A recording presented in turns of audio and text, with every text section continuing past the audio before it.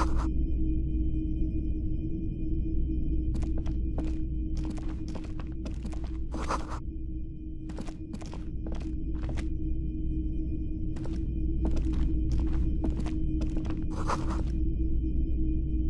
typical Martinez streetlight sits among assorted floor and table lamps.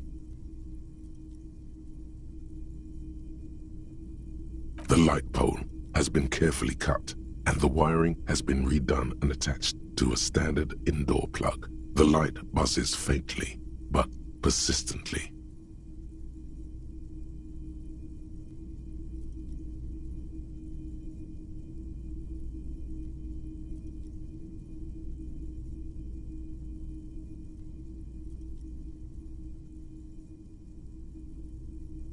Yes, officer.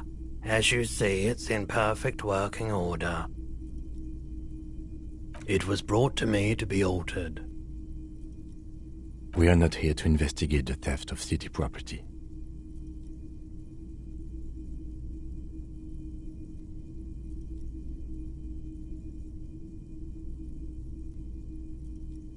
You have to admit it's rather clever what he's done with it.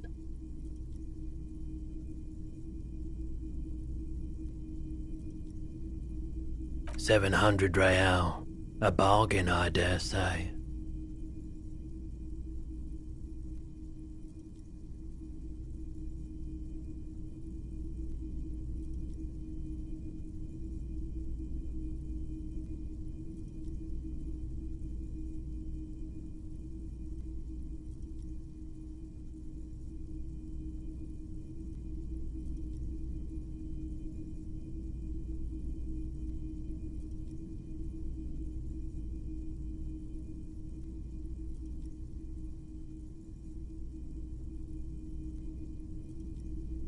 There's also the matter of rewiring, but the most important transformation is the light's placement among ordinary indoor fixtures, which has adjusted its morphological field. The light became suitable for use inside the home just a few days ago.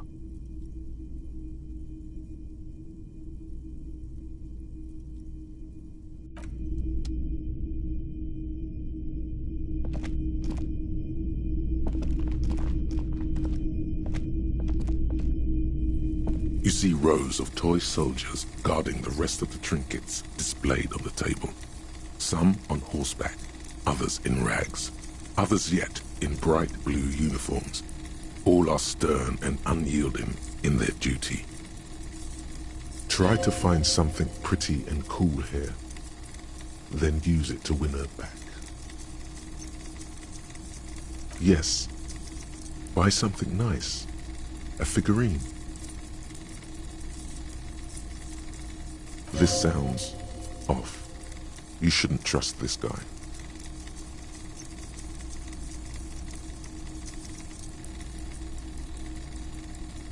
Big men on big horses, clad in lamella armor and carrying flintlocks, the kind that would mow down a line of enemy soldiers in the blink of an eye.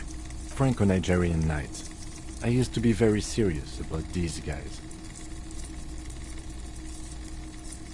A long, long time ago.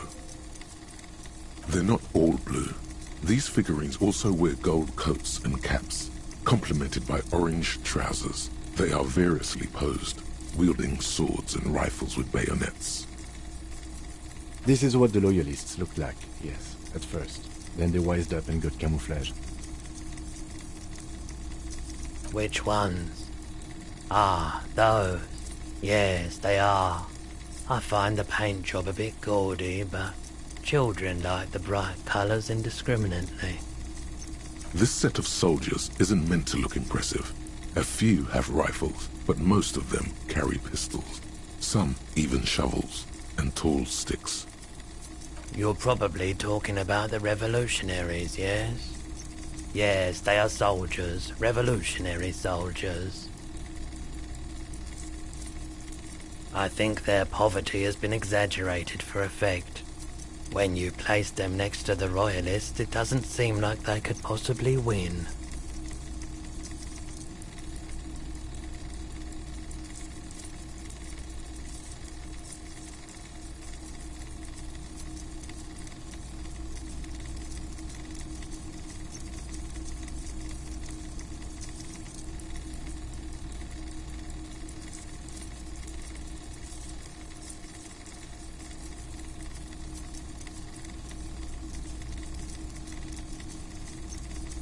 Maybe.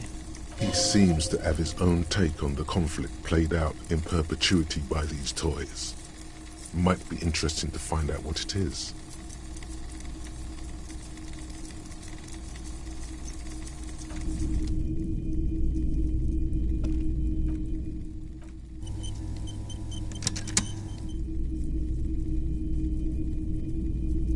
You see rows of toy soldiers guarding the rest of the trinkets displayed on the table. Some on horseback, others in rags, others yet in... Why? What's this? A headless man riding a horse?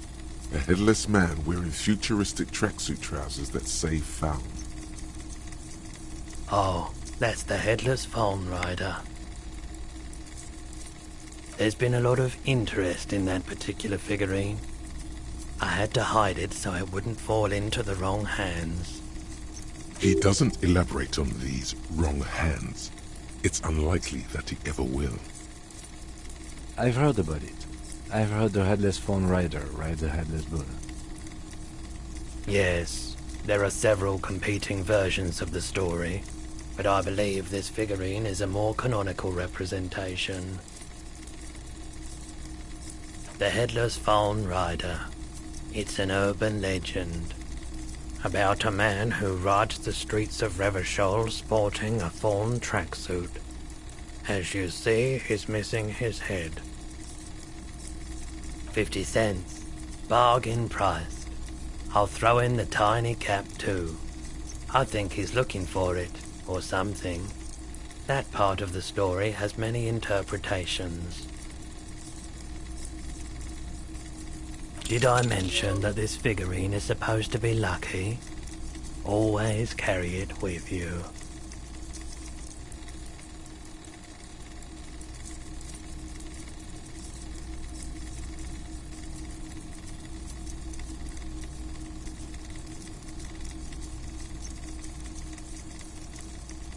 That was a very smooth salesman's grin that almost comes off as earnest. You should learn from him.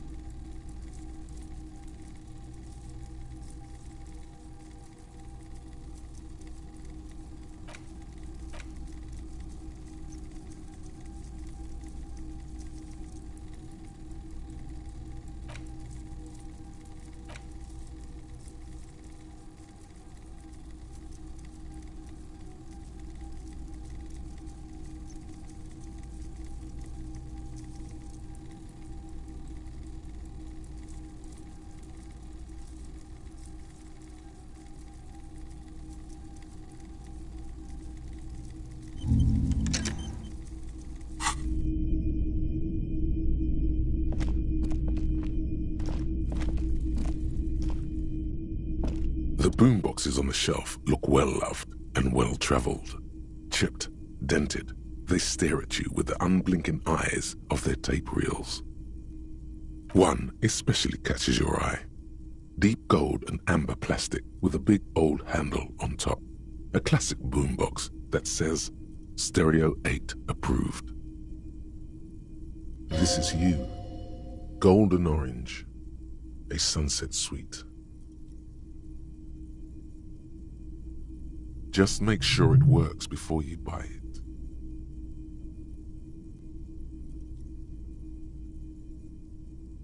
Is the Harman Welsh W2, made in Vespa, designed in Seoul, plays all reel-to-reel formats, 2mm, 8mm, 12mm. It's even got a little radio in there. It'll set you back 12 real. If police work means playing tapes, sure, you can use it for that, or any other time you'd need to play a tape.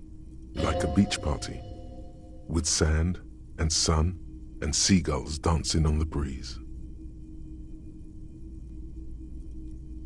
Theoretically, yes, but we don't have time right now.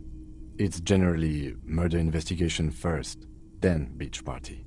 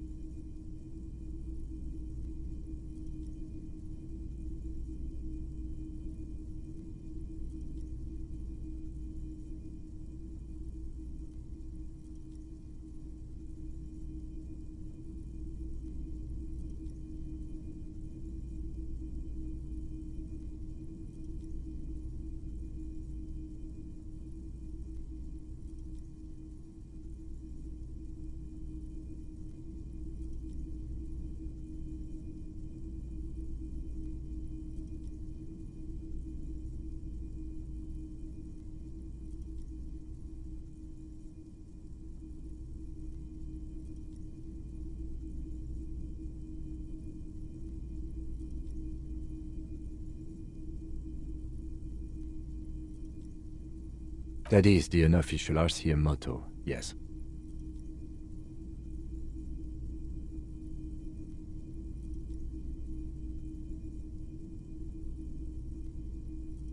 Absolutely. I've tested each one myself with recordings of speech, found sounds and music from a variety of genres, even though I don't really like music.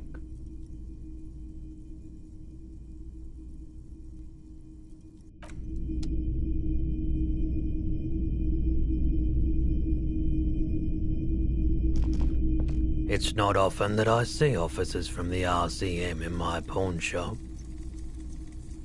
What can I do for you? His courtesy is not insincere, but he prefers being alone with his projector, just watching the movement of light across the walls of the shop.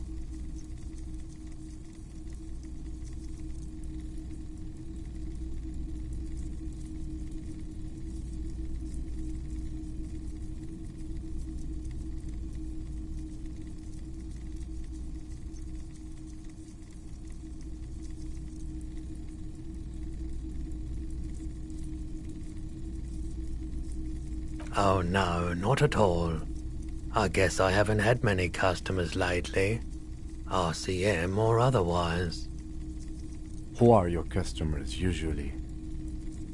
All kinds of people come through here. Locals, travelers, people looking for a deal, people looking for a keepsake, people who are terminally bored. As you can see, I have a wide selection of goods for everyone to choose from.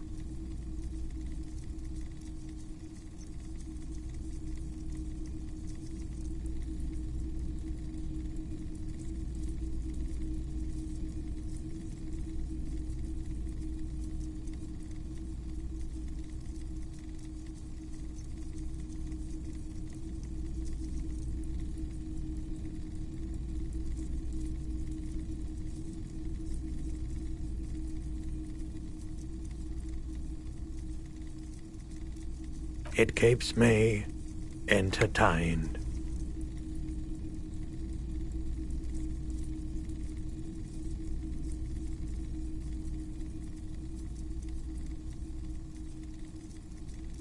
I doubt it, but I can try and answer any questions you may have. I do my best to keep my distance from all manner of butchery. Bad for business, bad for everyone. The pawnbroker's gaze is already fixed on the dancing colors.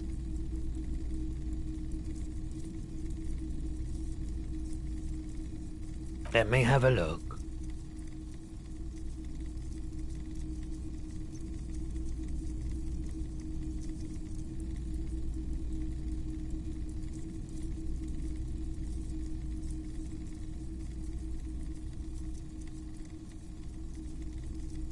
Anything else you're thinking of selling?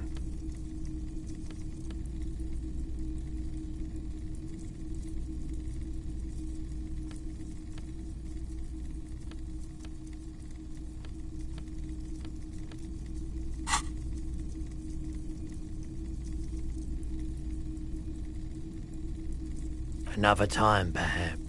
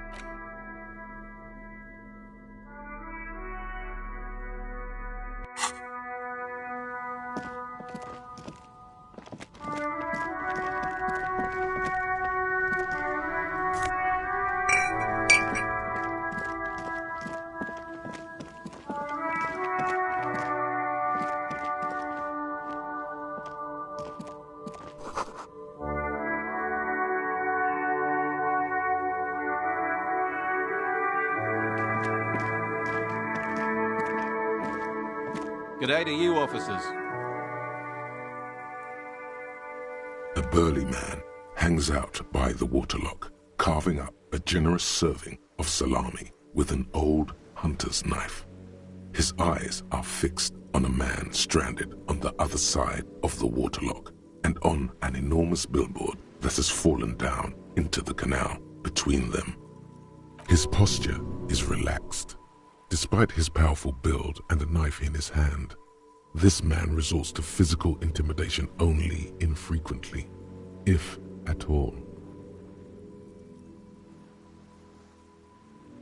My friend Barry the Butcher is stuck on the other side of the waterlock. I'm keeping him company and eating his salami. From the corner of your eye, you see a man in a yellow shirt and grey overalls waving at you from across the canal. He seems disappointed about the wreckage on the waterlock and the salami. Very good stuff. Anything I can do for you, officer? I wasn't here to witness it, but those look like tire tracks on that sign. Weird, huh? Then again, plenty of daredevil drivers in Revachol. The words daredevil driver sound ominous to you. Too bad it also takes a year and a day to repair anything around here, especially a waterlock. The rest of the coast is closed off till then.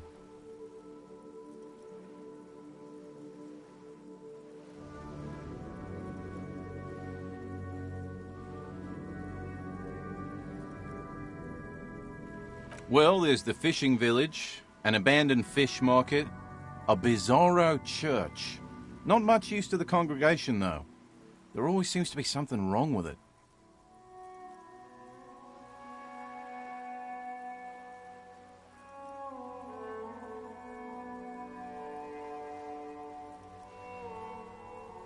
Yeah, not really much else. Just bombed out ruins.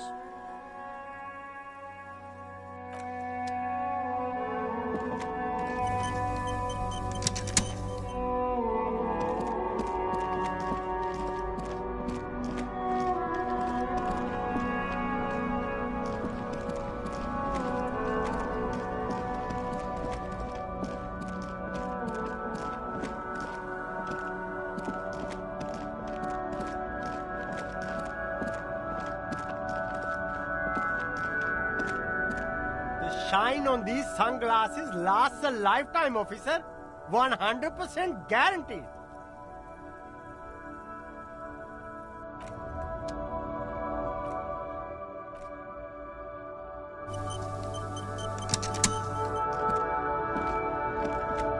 There are clothes inside. Cheap. Don't be shy. You find your hands deep in tattered and faded garment. Economical, but also trendy. Look first hand, buy second hand. Keep the economy.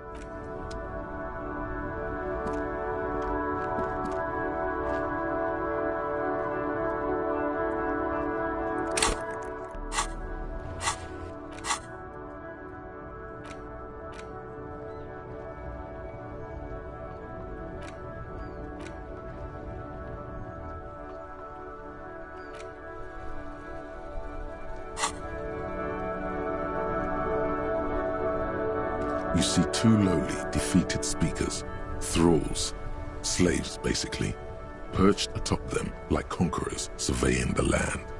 A pair of found, durable wear sneakers, ultra sear. I can see you with taste for luxury. A pair of found ultras. Those sneakers, mister. Only? That's madness.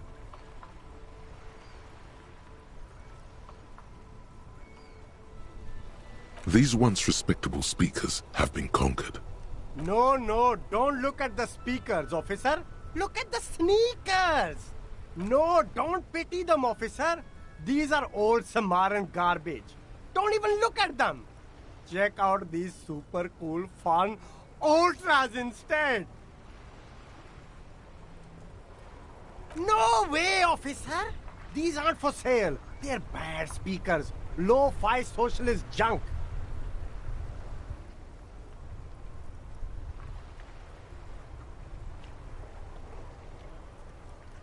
No, officer. You're a high-class policeman who accepts nothing less than the best. Lucky for you, I've got the best on sale. Well, if you want them... But see, they are the pedestal for my sneakers. If I let go of the speakers, where will the sneakers go? I can't leave premium lifestyle sneakers on the ground.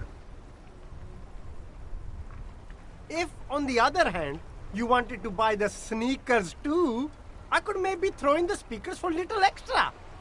50 cents?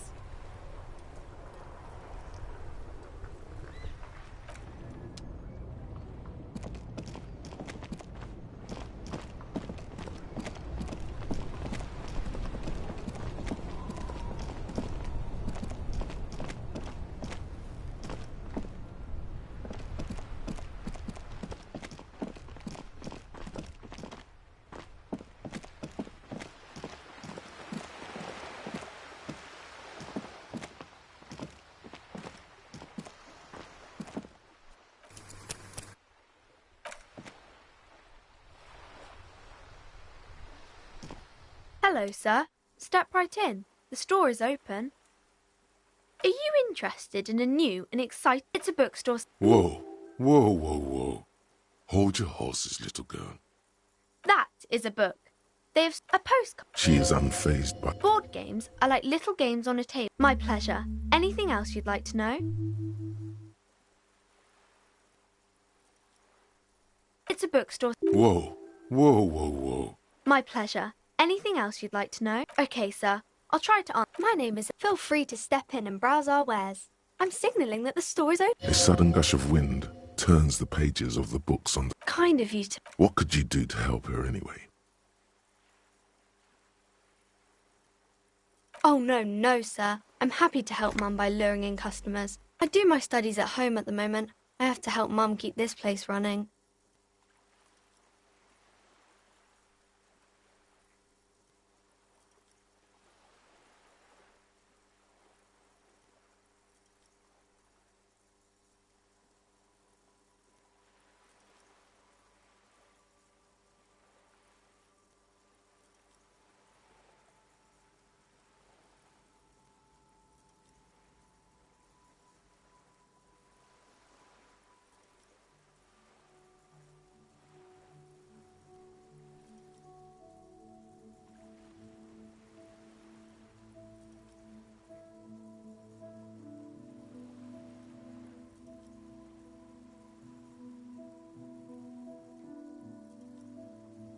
school? Well, mine is a big Mum says it's necessary. Mum says it's Behind her, the window has been boarded up. cursed in the way that makes them say that no business has ever really thrived. Exactly. But we've been doing fine so far. We can go into the bookstore and ask about the case, but I don't see much more to look into here. Yes, please do look at our wares inside. The postcards and board games you asked about are also there, sir. Maybe I can tell you about some of our books instead. I do my studies at home at the moment. I have to help. Mum says it's necessary. Mum says it's Behind her, the window has been boarded up. cursed in the way that makes them say that no business. Well, they run out of money and have to stop doing business. We can go into the bookstore. Yes, please do look at our wares inside. Nothing really, sir. Mum doesn't allow me to sneak around. It does not manifest itself in any way. It does not exist. I liked it better when we were talking about whether it's appropriate to stand out in the freezing weather. No such thing. Anything else you wanted to talk about, sir?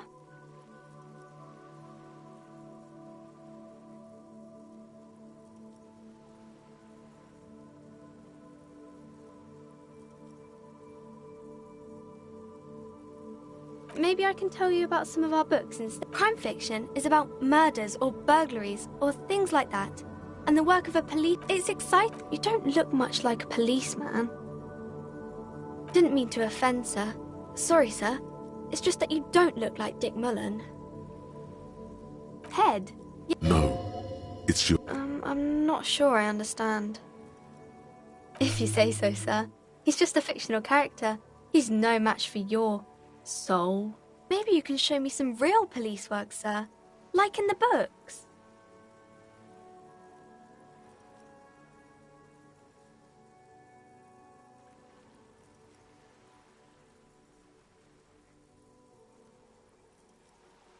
It's the type of... Or there could be a story about a poor lady. It happened. Those are unhappy books. For most of... These are... Well, maybe then... That's really not a proper romance story. That's more like everyday... Not in romance books, sir. That's really not a proper... Not in romance books, sir. I haven't read many of those. I don't think it's a romance story if the main characters break up, though.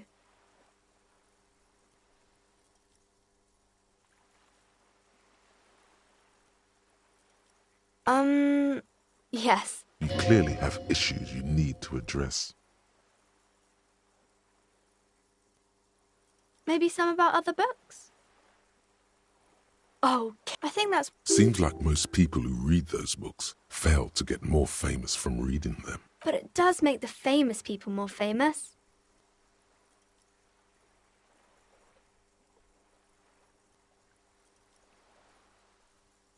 Why would they do that, sir?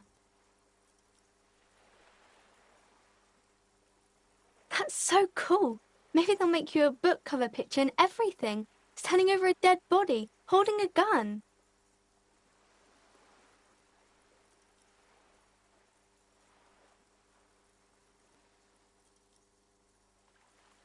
No, sir, I can't. It would be too tiring to refrain from it. It's already tiring enough to remember to say it all the time. It's nice of you to say I could stop, though. That's a friendly enough face, most of the time.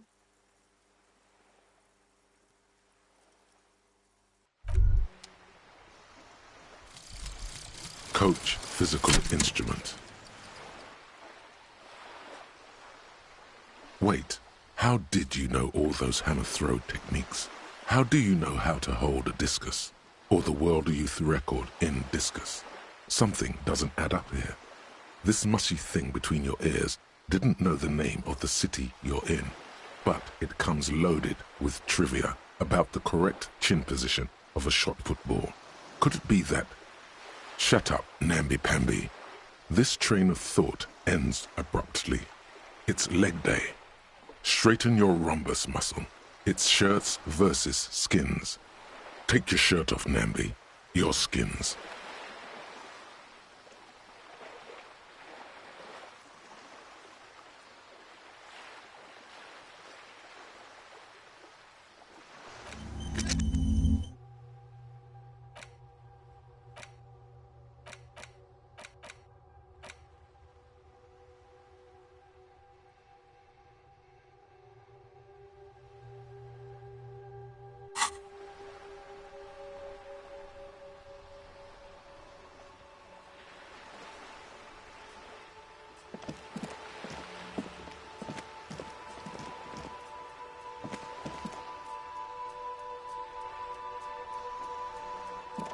Every snowflake is like a little gift from the sky.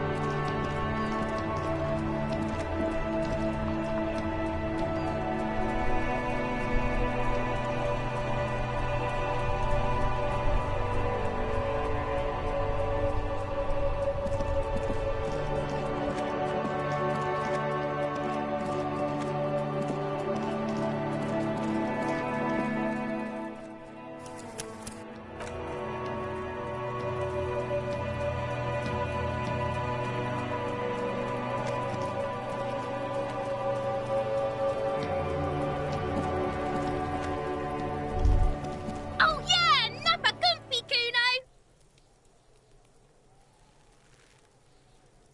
Right in the dick! Love it in the dick. The boy is sweating profusely. His eyes are like two black holes and his jaw is twitching as if trying to break free from the empire of his body.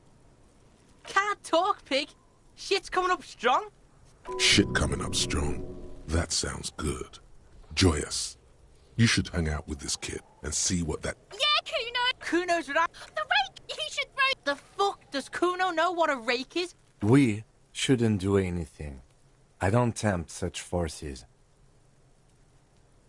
You will see. He's calling us Kuno! Alright, entertain the Kuno. Show me what you got. Shitload. Don't tell the pig shit, Kuno!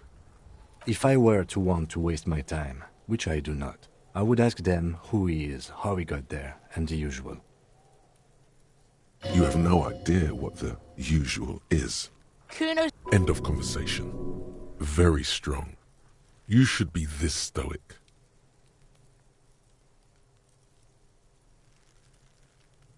You're testing Kuno. Get lost, Right, pig. This is where... Yeah, whatever. Kuno doesn't give the fuck about it. You're Get lost, Yeah? Yeah, whatever. Kuno doesn't... Kuno's Kuno, pig? The fuck are you calling a third... He looks slightly confused, but proud he came up with that retort. Watch out, Kuno! He's trying to fiddle you! Help! Pig's got... Help! He's got the Kuno, help!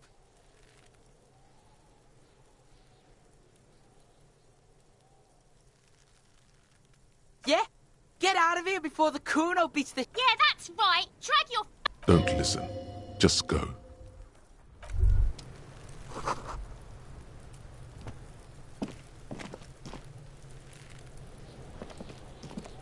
There are several footprints in the mud, left by work boots. Anywhere from 6 to 12 heavy workers' boots with Isn't this something an industrial worker would wear? Noted.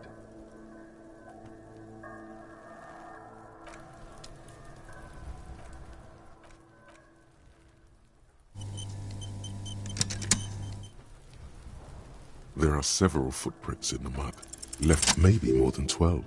No, 8 pairs of boots have shuffled back and forth in them. 1. Standard work boot, steel reinforced toes, number 46. 2. Standard work boot, steel reinforced toes, number 44. 3. Hobnailed work boot, steel reinforced toes, number 43. 4. Standard work boot, number 45 or 46? You don't know. It's a miracle you can tell the prints apart as it is. The cold must have preserved them. 5. Another standard work boot, steel reinforced toes, number 44. 6. An aberration, impossible to tell. Could also have been, you're not bad. It's as if the whole world darkens. Everything else has a thin film of unimportance on it, and the tracks burn in the middle of it, in a strange, beautiful way. 7. The glowing outline of a standard work boot, number 46, but the imprints are twice as deep as the others. The 8, and yet another standard work boot, number 44. There's an aberration in the pattern of the sole, however. The right sole is smoother, more worn. How many?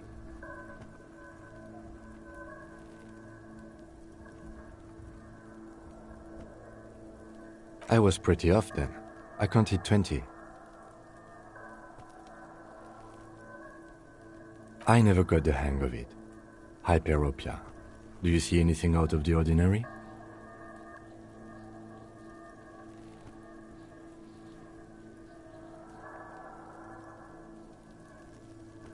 $200? Could it be the combined weight of two people, one carrying the other who's tied up? Let's say a heavily built worker carrying a similarly built, soon-to-be-dead man. He might be right. 200 kilograms of living weight is unlikely. Possibly, yes.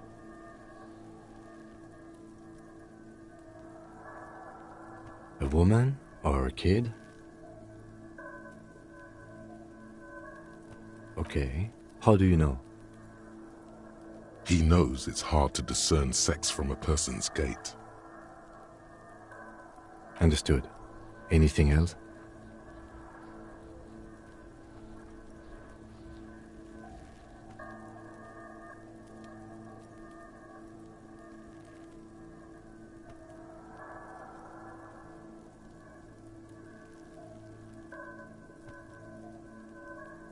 Interesting. Let's name it the Old Soul. Someone operating a workbench with a pedal? Like a joiner at the harbor? Or maybe a drummer? He regrets it the moment he says it. I don't know why I said that. We are not looking for a drummer. We are looking for a group of dock workers. The lieutenant clearly appreciates the chance to clear up the drummer issue himself. Perhaps it could be a driver. A driver would wear out the right shoe before the left. The accelerator is on the right.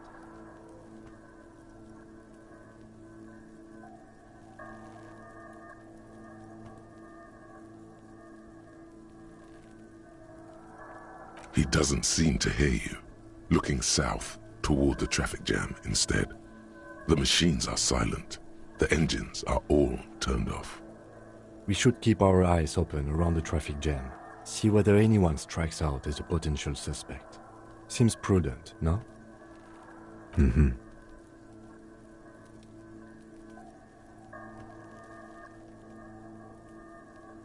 A week, maybe?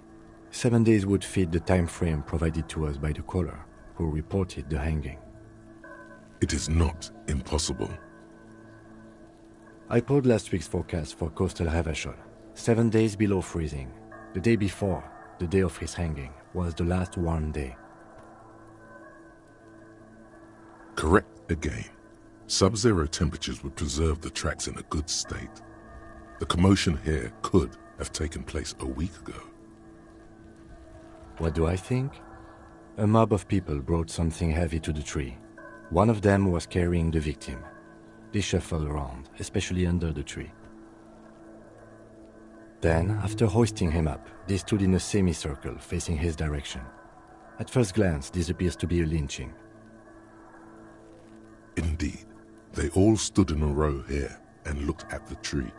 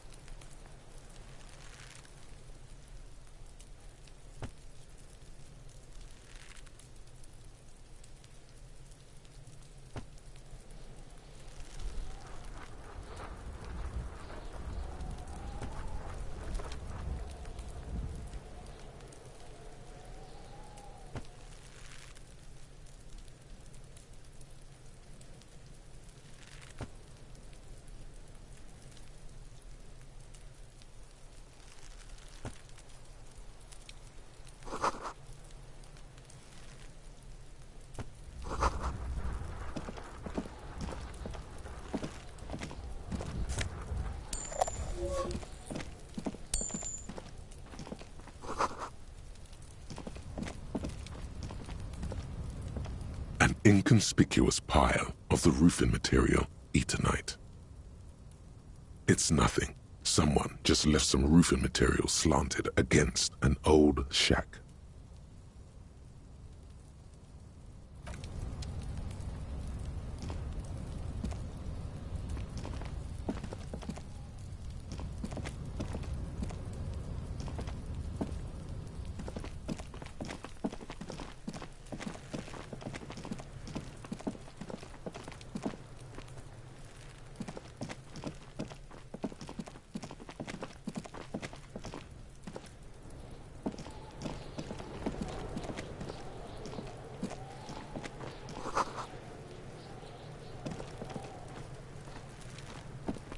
This trash container is locked.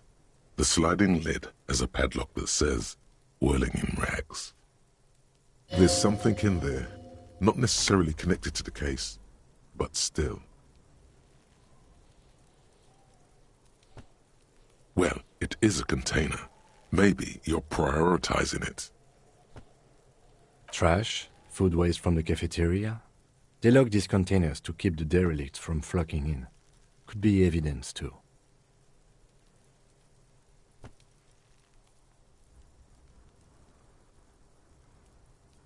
What do you mean, feel? I agree. We should get someone from the remote viewers division here. All the detectives from all the precincts who experience extrasensory perception go to the remote viewers division. Their work is invaluable to the force. None, because they don't exist. There isn't, but we should still access this container. Well, it is a Trash, food waste from the cafeteria. They lock these containers to... Well, it is a Trash, food... Well, it is a Trash, food waste... What do you mean, feel? Well, it... Trash, food... What do you mean? I agree. We should get someone from the remote viewers division here. Oh, it might also be evidence. The mob could have disposed of something in there. We should get it open. We could try using a pry bar. There's one in my motor carriage, or we could ask for a key from the manager of the Whirling in Rags. He probably has one.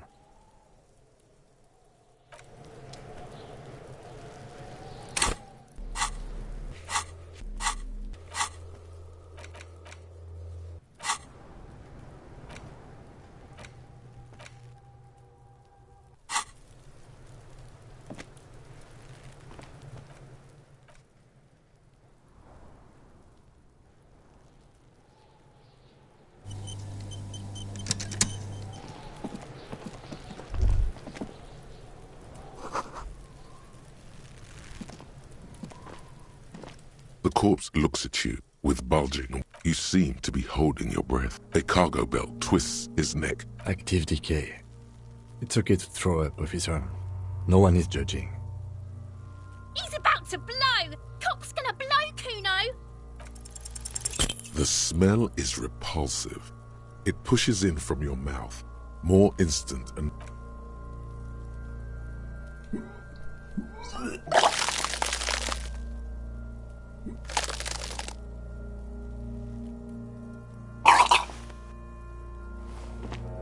Too late. It's impossible to keep in. Your body until a pool of vomit lies under your feet and your throat. It's okay. Happens to everyone. Keep it.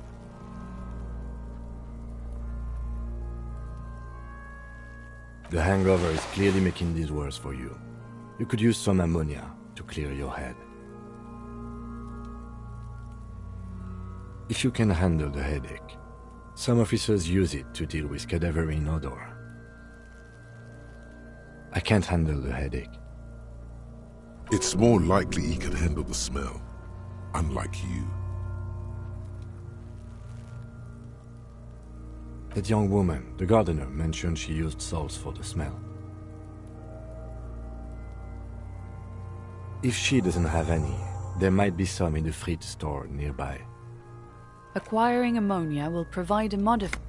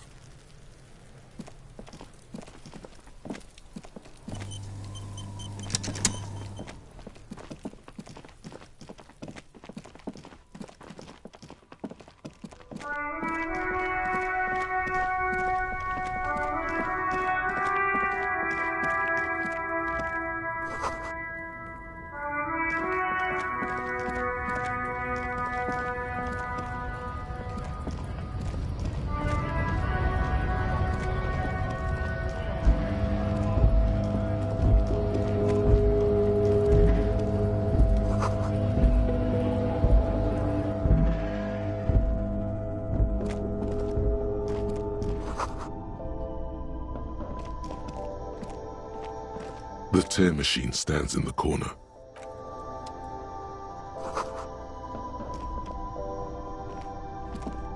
You see several packaged raincoats fill a low shelf beneath a display of croissants and juice bottles. The raincoats are transparent, except for the big Ps5time slogan on the back. What is what? If you want to buy one, then it's only 4 real.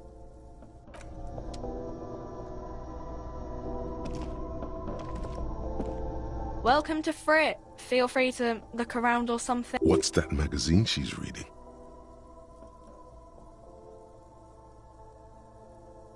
I don't know. Frit? I think they think that the extra tea make... You mean this? This is Pop Stars. It's got, like, famous people in it. It's not for sale.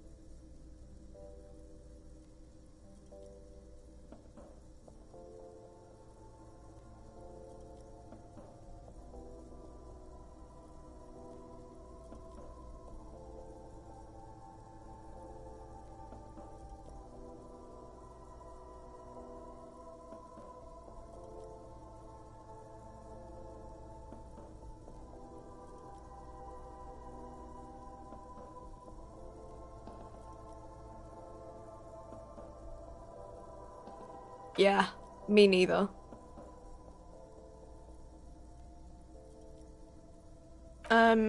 Okay. I'm not really. She looks up from her. Yes. What we have is, I don't really know anything. Not really. No. I didn't know him at all. I don't know, really. No need to worry. It's just standard procedure for us to ask around. If you hear anything, let us know, okay? Okay.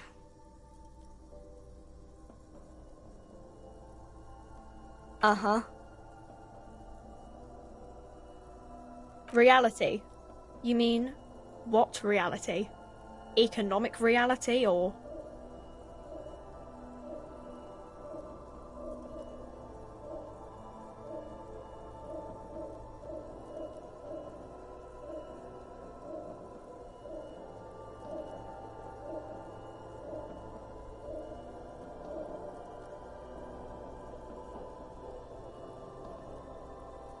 I don't know. What about it? We're in Frit? As mankind, or as a nation, or... in a good place? I mean, science is doing great. I don't know. Look... The clock shows the time at 10:09. The hands seem to be still. It's apparent the clock doesn't work. When ordinary people take over the government, yeah, it happened like 50 years ago or so. Our government? Or do you mean something else? Sorry, I really need to finish this. Cool. Reality? I don't really know anything. I mean, I'm 15. Yeah, I don't know. What about it? Cool. Is this about the questions again? Because I don't really know any.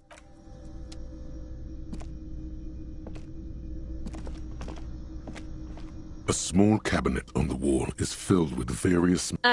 Just ask me if you need anything from St. Baptiste. We don't stock prescription meds, but we do have Nosafed, Duramine, magnesium, and Hypnogamma.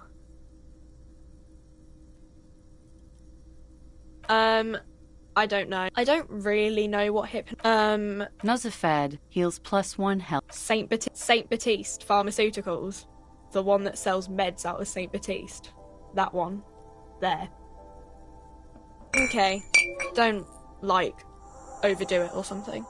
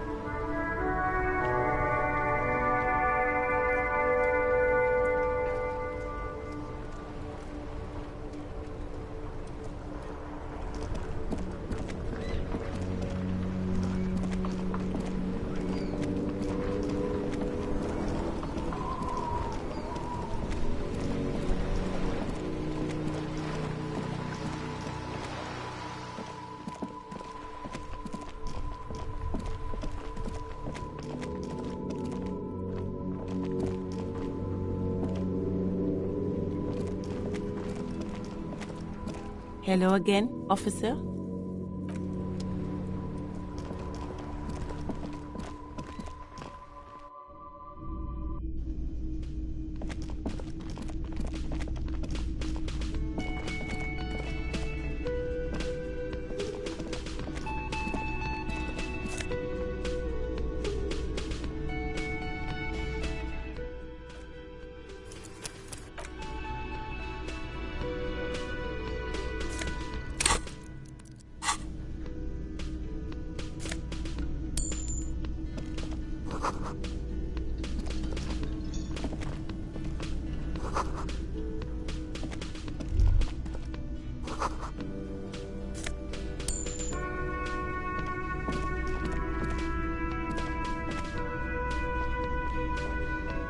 You see a heavy steel door with a prominent dimpled lock. It's painted blue.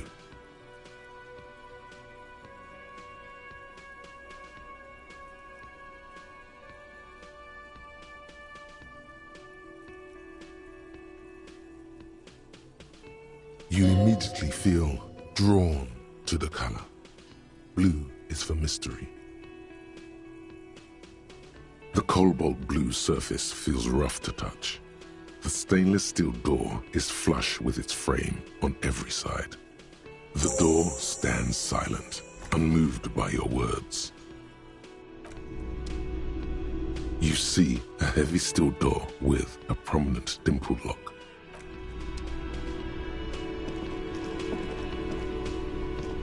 A thin man is smoking below an exhaust hood, occasionally sipping from his mug. This must be the Whirling's cook. As you step in, he nods toward the table and says something in a completely foreign language. The only words you can make out are Garancy and Kubek. It must be his name, Garancy. Garancy Kubek. Sounds representative. The man puts his cup down and replies something, his left hand drawing arcs in the air. He looks up at you, then looks away quickly, shrugging and muttering something to himself. He smiles and bangs his ladle against each of his pots in turn.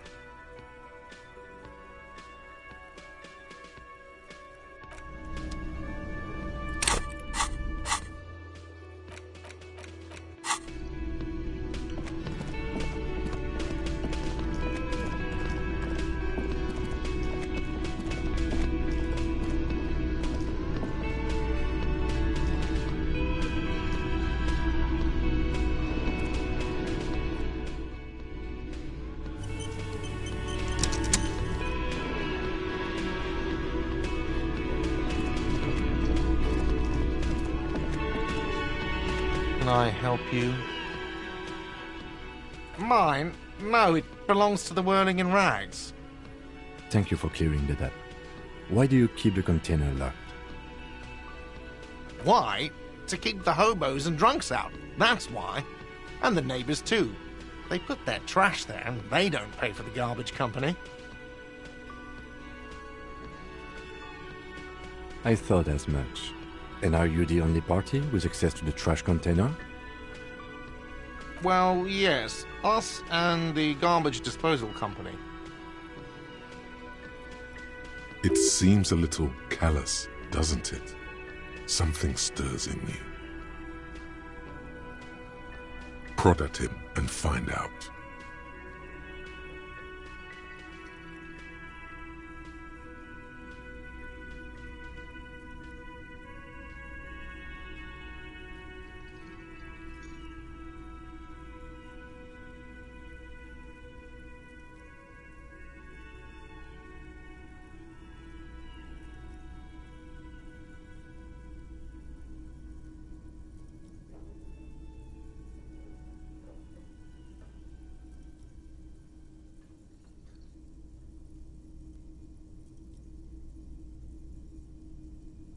Callous? What are you, Kras Mazov? Almost all establishments in Revachol keep their trash locked. The Whirling in Rags is not special in that regard. Yes. Sir, I'm sorry the RCM is having financial trouble, but it's not this establishment's problem. What do you need them for? It concerns the case. Please cooperate.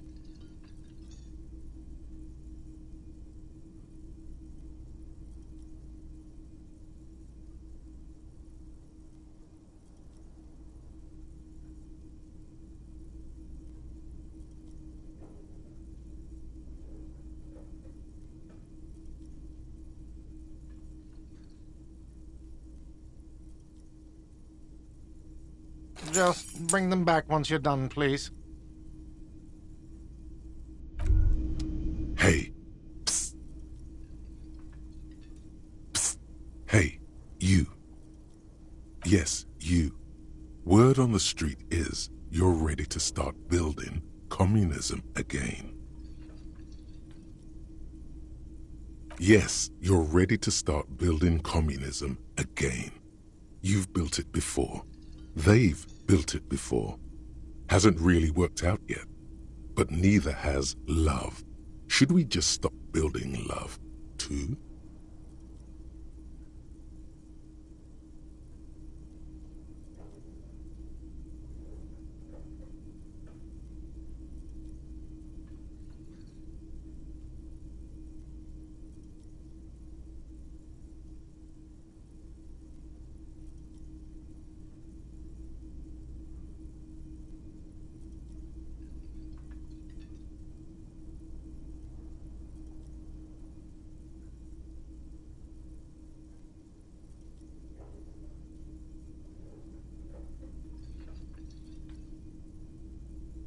So, what about all that communism you've promised to build? Word on the street is you've woken up from 1,000 years of slumber, promising to erect a version of communism many times greater than any attempted before. Is that true? You keep saying things like, down with the bourgeoisie, eat the rich, sodomize the landowners, impale all people who have more than 25 real in their pocket. Literally murder all human beings, regardless of their political beliefs. That kind of stuff.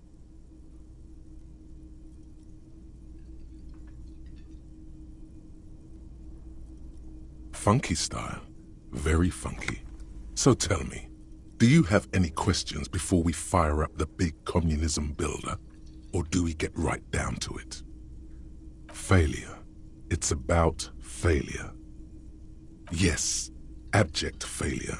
Total, irreversible defeat on all fronts. Absolutely vanquished, beaten, curb-stomped and pissed on. Until you came along. You will reverse the fortune of the workers of the world.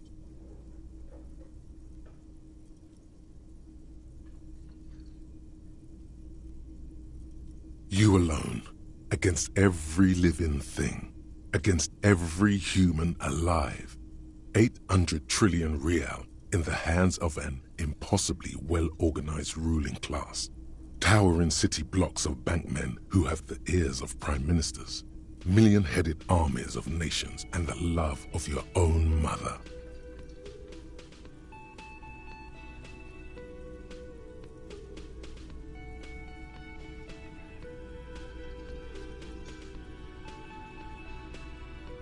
You against the atom, the charm and the spin, where the whole world failed. Matter failed to bend to human will. Human will failed to get out of bed and tie its laces. You alone, single-handedly, will rebuild the dreams of the working class. You are the last communist. Now get to work, comrade.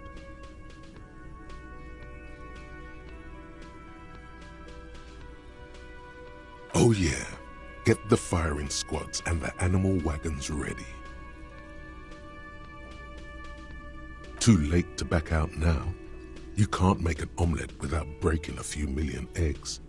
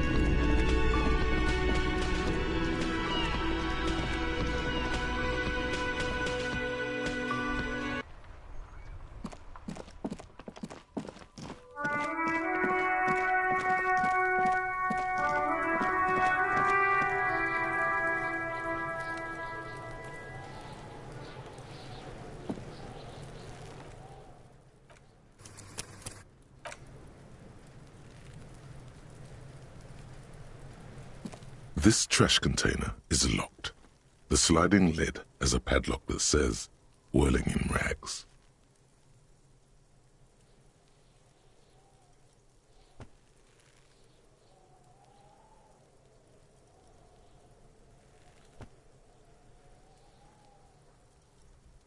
With a well-oiled crack, the lock pops open.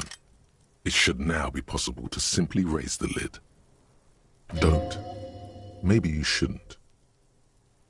Maybe you shouldn't. Of course you should. This is your time to shine, Hobo Cop. Dive into that dumpster for extra content.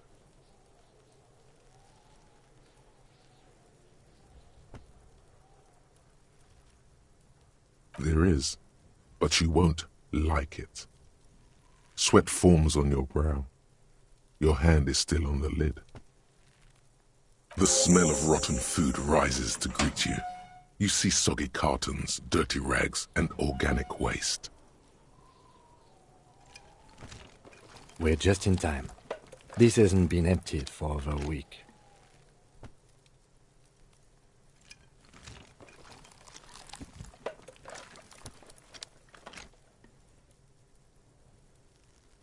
You see milk. A box falls into among the threadbare kitchen towels. As the legs of the slime-covered jeans begin to unspool from the garbage, a rank corpse smell fills the air. The victim's clothes? Cadaverine odor is faint. If these belong to the deceased, they were removed when he was still in the early stages of decay. Drop them in here, officer.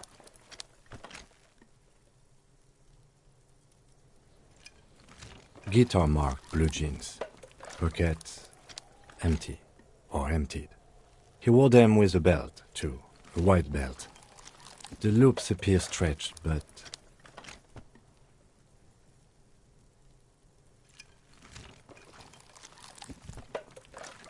The belt is missing.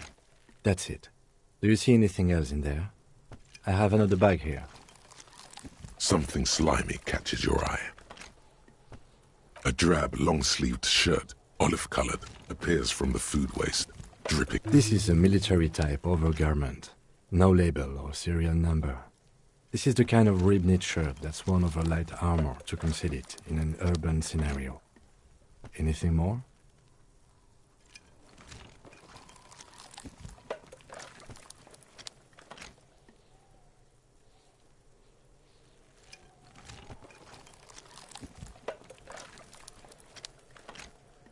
The rest of the rags are just kitchen variety waste. Just garbage. All right. We should go to Gart again and ask if he knows who put the clothes in the trash. It could be as simple as someone from the hostel cleaning the yard. Or that one. I'd advise against confronting that force. Not really. All we know is the victim's clothes are in the trash. The lid was locked and his establishment had the key. It's just a small loose thread. The fuck's he on about, kid? See? The lieutenant nods, then looks back into the trash container. It's just organic waste. Nothing. What's this? A blue piece of plastic sticks out from the apple peels. It's shiny. Looks like the corner of something. Something larger. A clipboard. A blue plastic clipboard with moist papers hanging from it. They look badly damaged, but you can still make out forms and notes, written in a man's handwriting.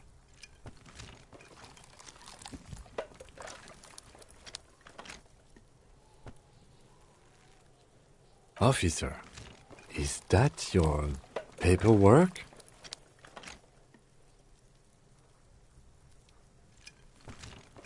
It is. Look. The plastic has the RCM street grid on it. You've even got an autopsy form in there. If you don't mind me asking, how did this get in the trash?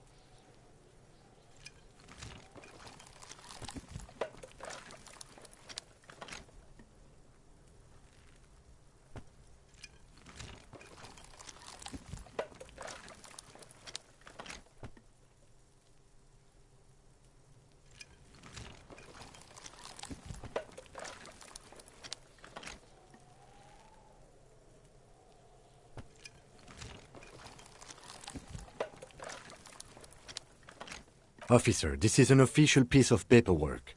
It probably contains notes on numerous ongoing investigations, and could even list undercover operatives, informants. I suggest integrating it into your style, for all our sakes. It would also not hurt to start taking notes on the case. Now, tell me what your eagle eyes see. Or are we finished? Some items, such as the ledger you found, are interactable. Go to your... Wow, an Armistice caliber 50 knock cannon, half wrapped in paper tissues. So shiny. It's a giant rifle, and it's very expensive. Not as expensive as that fat string of pearls snaking around the rotten banana peels, however. And is that a Cordon Electrics preamp with Electra F2 tubes? It is. That catches quite a price. We're talking 12,000, easy. Unless you're into hi-fi yourself.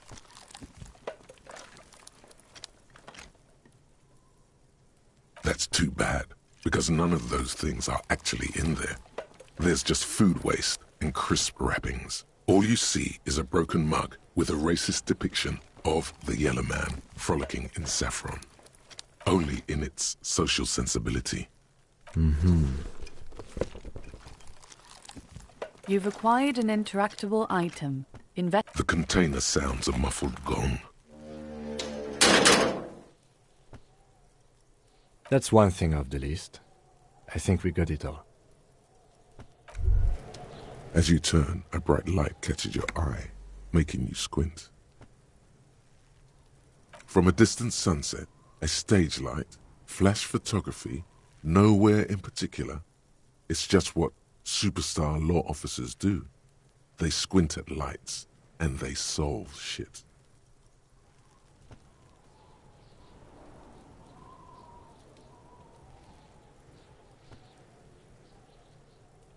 Yeah, you have.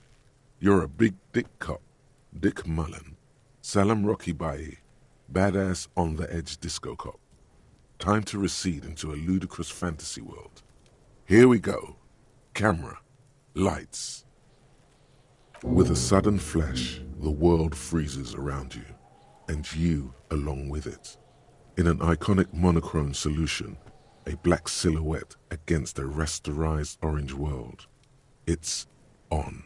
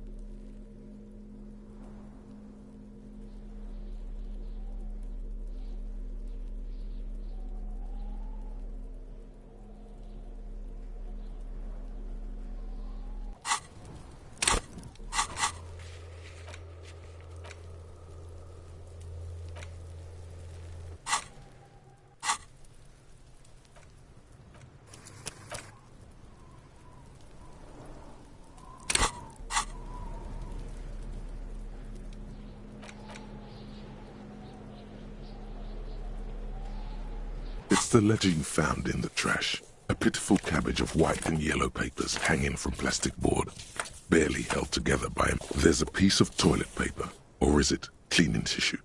No, it's a metaphor for you. Below the pathetics, terror. Do not look into its blue heart. It's just toilet paper sticking to the back of the plastic clipboard. You can take it off if you want. Still wet, the toilet paper peels off the plastic. An aluminium block runs the width of the board, biting down on the paperwork. Its crocodile teeth are the only thing keeping the papers together. A regular pencil, the tip worn down to nothing. The surface is interrupted by a silvery sticker. It's rectangular, sparkling with iridescence. You don't know how you didn't notice it before. What? Yes, halogen watermark used for adding information to RCM property. It depends. Aside from an anti-counterfeiting stamp, mine has my station number and address. The information varies by date of issue. How many years you've been on the force, he's thinking. It'll have that.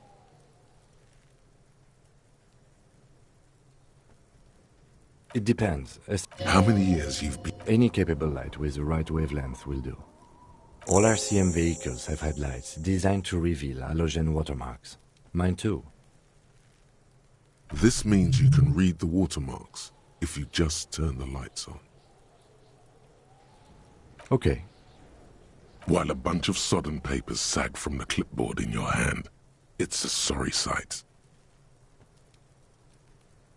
In the back, you see thin, translucent copier paper, some neon yellow, some bright red, all covered in boxes, like marching armies. These look like official forms, waiting to be filled out. Then rip them from the binder and hand them out, according to type of form. 3. The topmost are misconduct fines, the middle ones are station calls, and the bottommost are field autopsy forms. Each is easy enough to make sense of. A dozen pages of thin copy paper, color of the irises, predation marks, condition of a monetary penalization ranging from 20 to 200. These are quite sinister in tone. They give a date and time for the person to appear at the specified precinct police station. Below the call are the criminal charges you risk by not appearing. Yes, all that remains now is to fill those forms and hand them to people.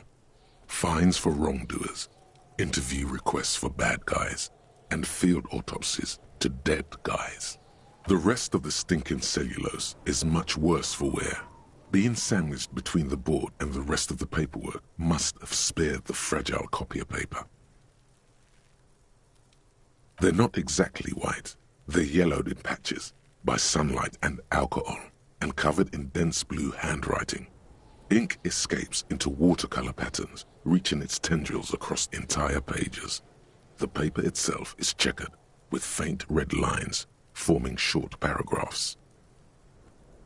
Once in a while, there's a red stamp that exclaims, "Case files commit to paper." The case files themselves are plenty. You count more than 100 sodden, crumpled up, earmarked pages falling apart in your hands. They appear to be sufficiently organized and extremely dense, if mostly illegible.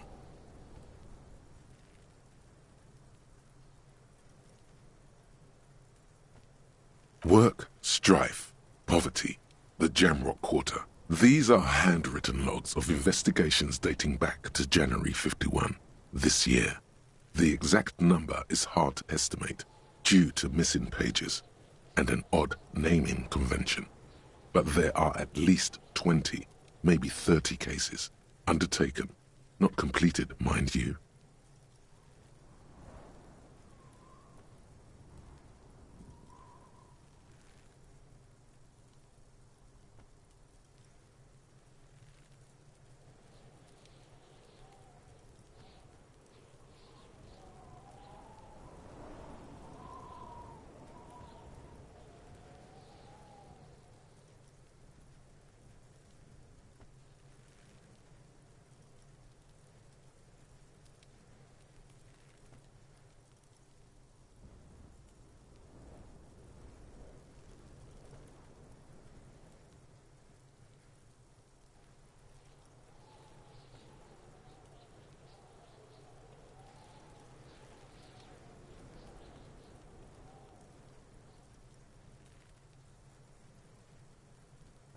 It's the middle of March. You have attempted 2 cases a week on average. Huh? 2 complex cases to undertake is a lot, yes. You really have to push yourself. I would not suggest it, lest you start making mistakes.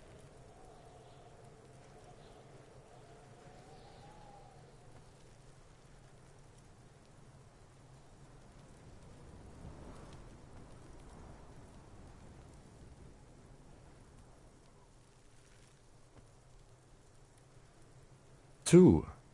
That's a lot. I didn't mean to say you are making mistakes, by the way. That was presumptuous of me.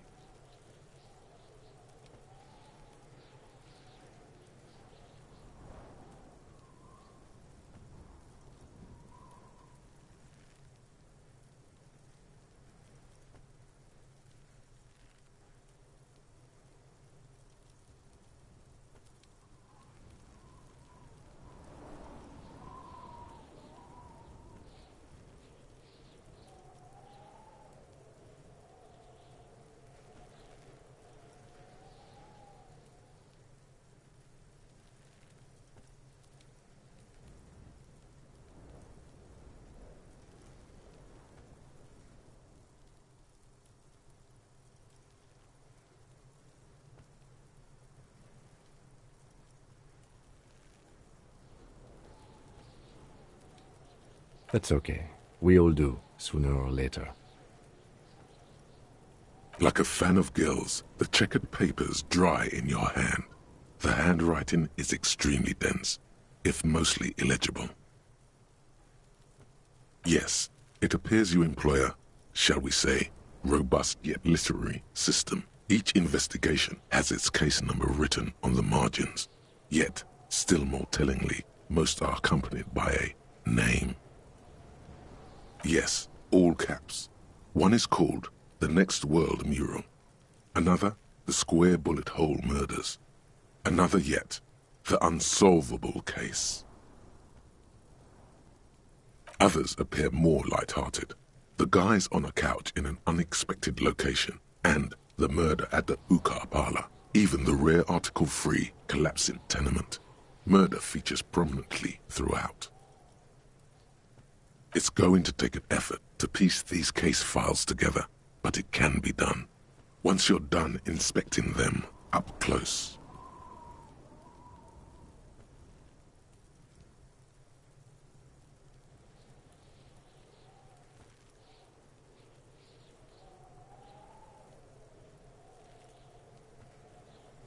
You mean the alphanumeric?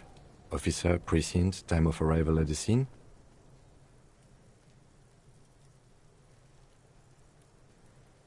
Oh, you mean the titular? Yes, well, so do I. In our defense, almost everyone in the RCM does. It's a holdover from the early days of the RCM, right after the revolution, when the organization had little idea how to do things. It persists in an unofficial capacity. Officers use these titles to refer to their work among themselves. Again, in your defense, I seem to have named one the man with the hole in his head. That was a real person. His death was real. Still, I named it that, to amuse myself. I pray his loved ones never find out.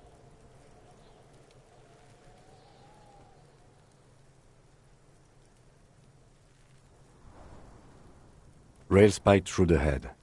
He died. It was a workplace accident.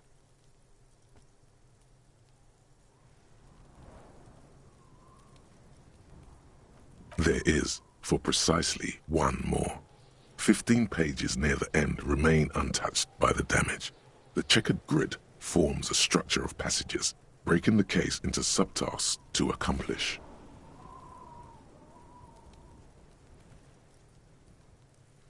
The tasks you've completed flow out of the pen in a brash freehand similar to the rest of the letters. The wording comes easily. It's almost robotically simple. A language developed for mental rigor and simplicity. Inspect the victim's body. Interview the cafeteria manager. A satisfying slash sounds across the paper. You're done, it seems to say. And you. And you. Things to be done and things already done. The composition of reality. This is an extremely useful tool for a detective of the citizens' militia. Now all that remains is to name the case. No, actually. Any ideas?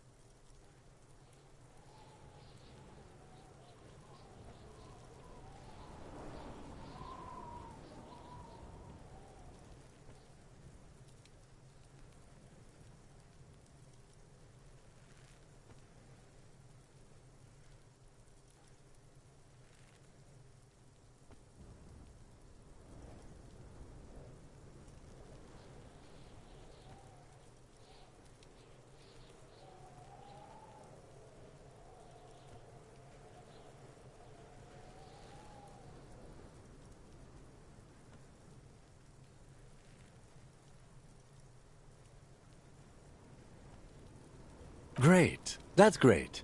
That's actually what I was thinking too. The Hanged Man. Good, strong name. We have a very good name for the case now. I'm going to start calling it the Hanged Man. It's good we sorted this out.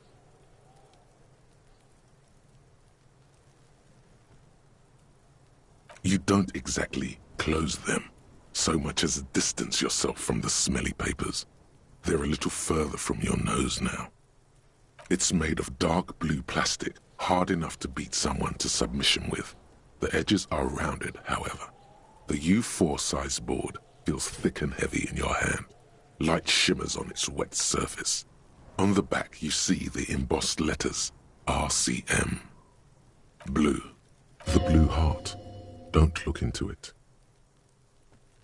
Something rattles inside, ever so lightly.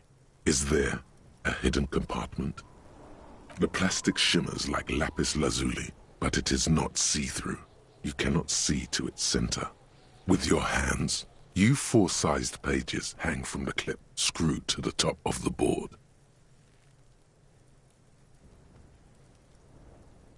The acidic stench of rotting food is rubbed off on the cellulose. It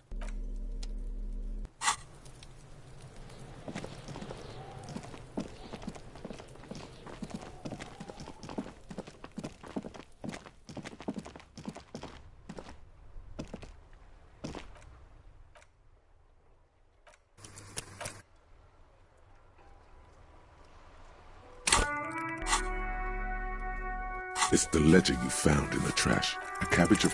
Yes, you can piece them together using the alphanumeric code on the margin. It always begins with HDB41. Then, date of initialization and time of arrival on the scene, followed by the title. For example, HDB 41120111700. The Next World Mural.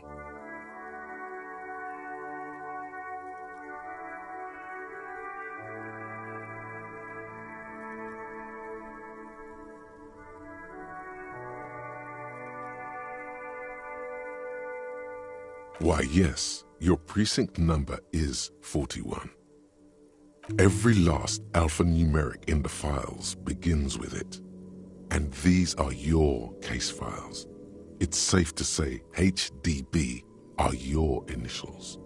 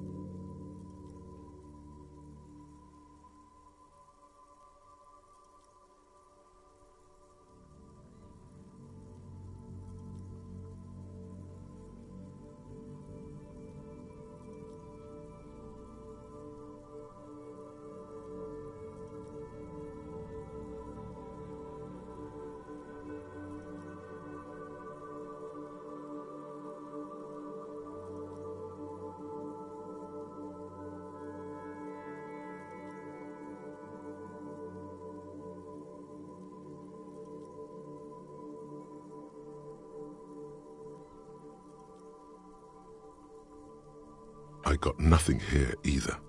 Logic really isn't the best faculty to have this conversation with, but it's the one you got. So sorry. Yeah, we're staying out of this business for now.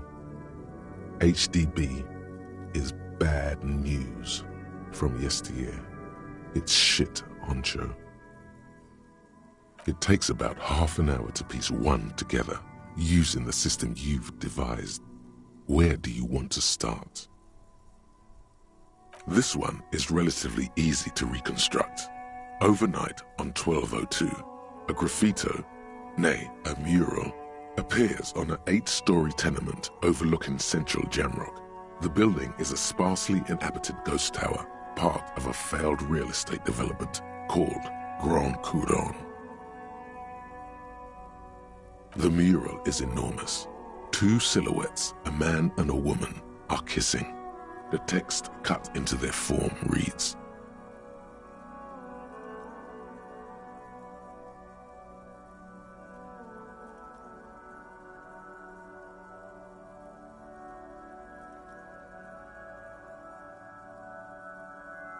True love is possible only in the next world. For new people, it is too late for us. Wreak havoc on the middle class. People call it that thing and that fucking thing. It's visible for miles. In 2 days, the station's complaints desk gets clogged with requests to remove the bummer. You and your partner are assigned to the case. The graffito crew is easy to track down. Only the bell lectures have the literage of industrial paint to cover the surface. One of the graffito artists is rumored to be rich. They take responsibility for the execution, but not the design. The ideologue of the next world mural, as the crew calls it, remains an unknown. The case files do not show you finding the author of the design. The crew agrees to clean up after themselves. However, your partner, JV, is against the removal, citing public support for conservation. This leads to a debate in Precinct 41, which then spreads to the streets of Jamrock, ending in a rare plebiscite organized by you and the rest of Row 3. The 9,000 people subjected to the mural's message, all of Lakeside, Central Jamrock, and Villalobos, plus half of the eminent domain, participate in the vote. Although the case begins with what appears to be a lot of rambling on the streets as to how juvenile and stupid the mural is, given a choice between two options. A staggering 78% of voters choose to keep it. Turns out the opposition were a loud minority, and that love truly is possible in the next world for new people, and it is too late for us.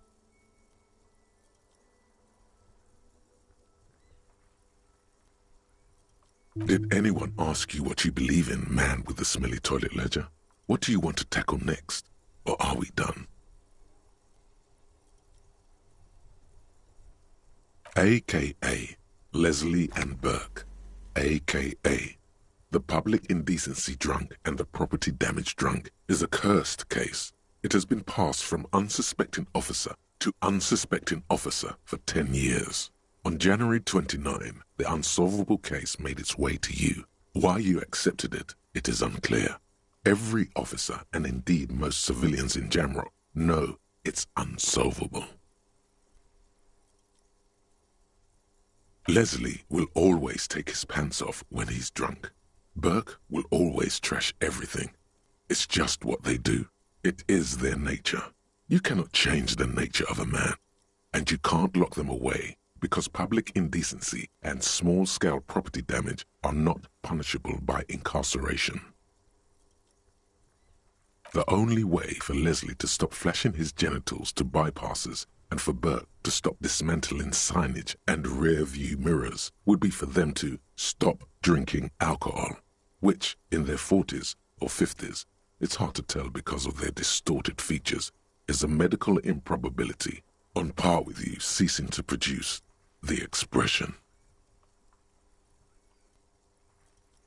You would think that, but you're wrong. Where's the fun in exposing your genitals or breaking stuff in your own home?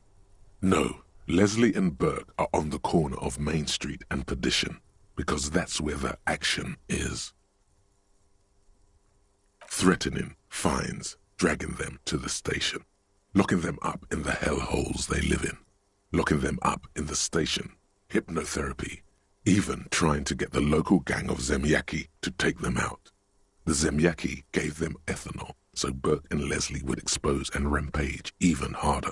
You tried it all, and still the complaints wouldn't stop, as they hadn't stopped for 10 years.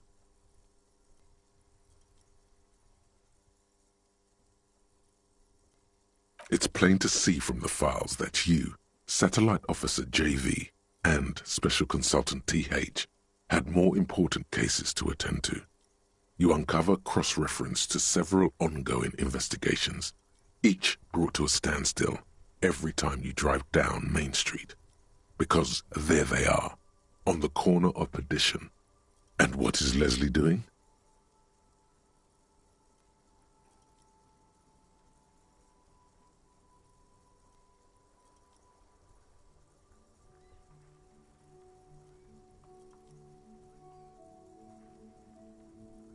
No, That's Burke. Leslie's shtick is flashing his genitals, remember? How will you ever solve the unsolvable case if you can't even get that straight?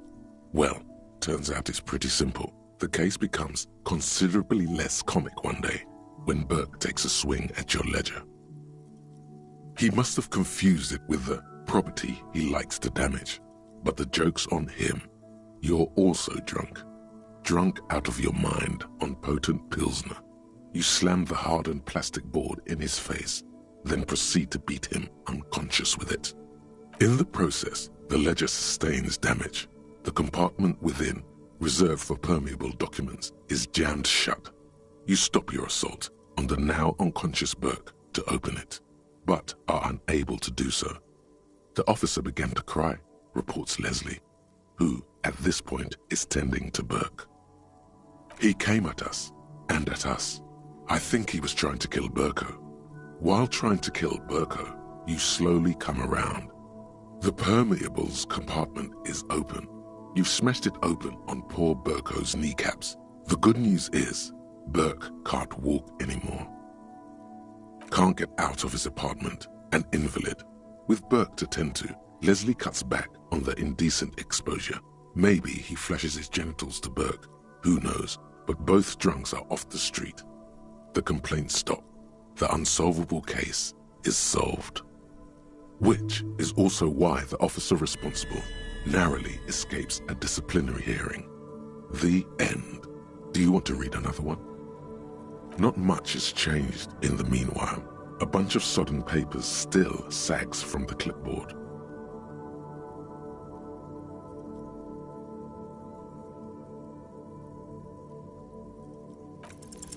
Is not what you end up doing. You squeeze the plastic to slide it open, but nothing happens. Then you bend it some, then crack it. The goddamn thing is stuck. The ledger quivers in your hand. As it shakes, the pages rustle. This pathetic mess suddenly afraid of you for some reason.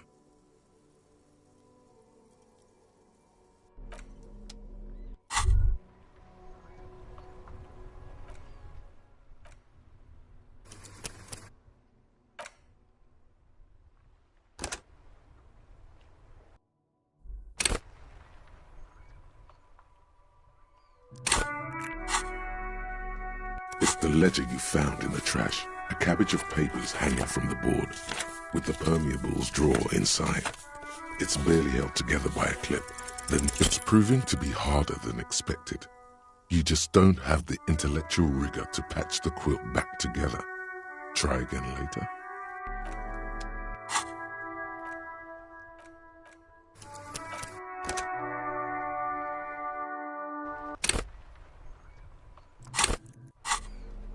It's the ledger you found in the trash, a cabbage. It's proving to be harder than expected.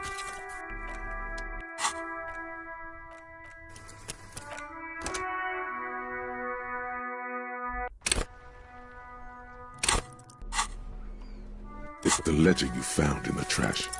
Yes, you can piece them together using that. Why, yes, every last alphanumeric in the files begins with it. And these are your case files. It's safe to say HDB are your initials.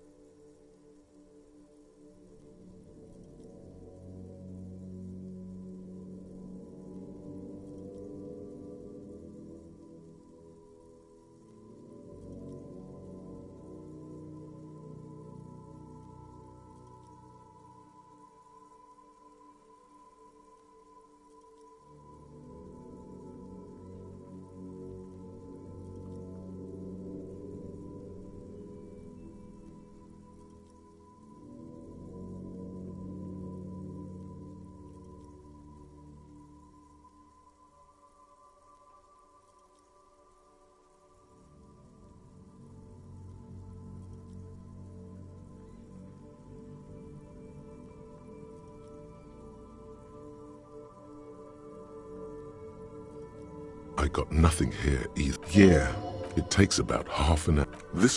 True people call it the graffito crew is easy. The crew agree. The 9,000 people subjected to the murals, a staggering 78% of voters choose to keep it. Did anyone ask you what you believe in? A.K. Leslie, the only way for Leslie to stop you would threatening. It's plain to see from the files that you... Good, you're learning. If the files are to be trusted, that's all there is to it. That and Burke breaking things, and the fact that they're he must have it in the process. He came at, can't get out, which is also why the officer responsible narrowly escapes a disciplinary hearing. The end. Do you want to read another one?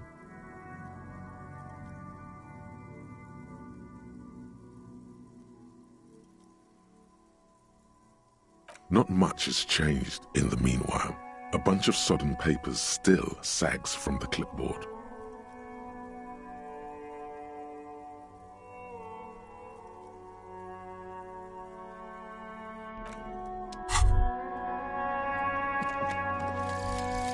Hobocop.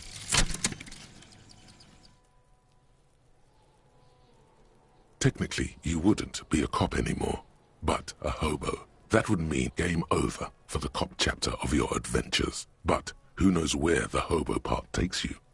To the bar? The old L'Assommoir? To the pier or the sewers? To Le Royaume, where for 300 years they interred the dead.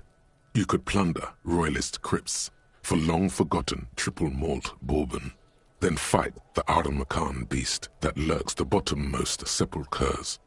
The secrets of the city are all yours at last.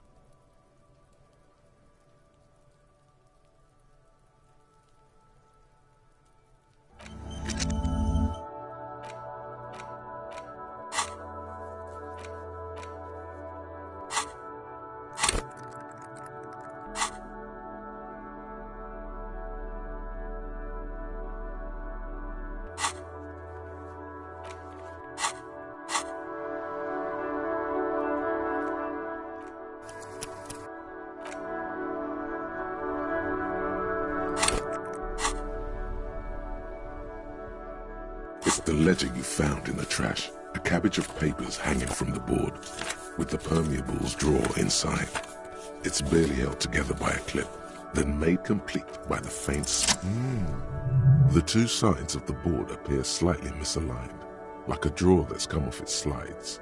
If you bend the plastic on your knee slowly, the slides snap back into place. It should be possible to just, you know.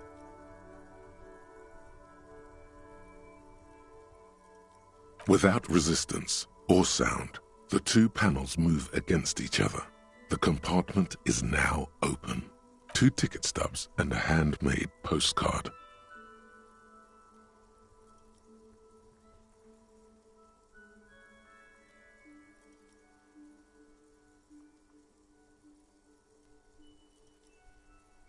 Two octopuses are smiling, reaching their tentacles toward each other in the colored pencil drawings. The tickets permit access to the zoo in Revachol East. The aquarium costs extra. These let you go there too. Thin wax paper has been glued to a piece of cardboard. Sounds like leaves rustling when you pick it up. You see violet flowers, floral patterns, patches of glue. It smells of chewing gum, apricot flavored. A touch of cinnamon, the end of summer. You think the label says Tutti Frutti. Familiar handwriting lines the inside of the card, looped, round letters in a woman's hand. A young woman in her 20s. There is care, effort, and a smile, you think. Although that is not something you can read from someone's handwriting. Harry, it begins. You're already reading. I wanted to write you a letter so you can read it when you wake up. Maybe it will make you happy. Throw it away, please.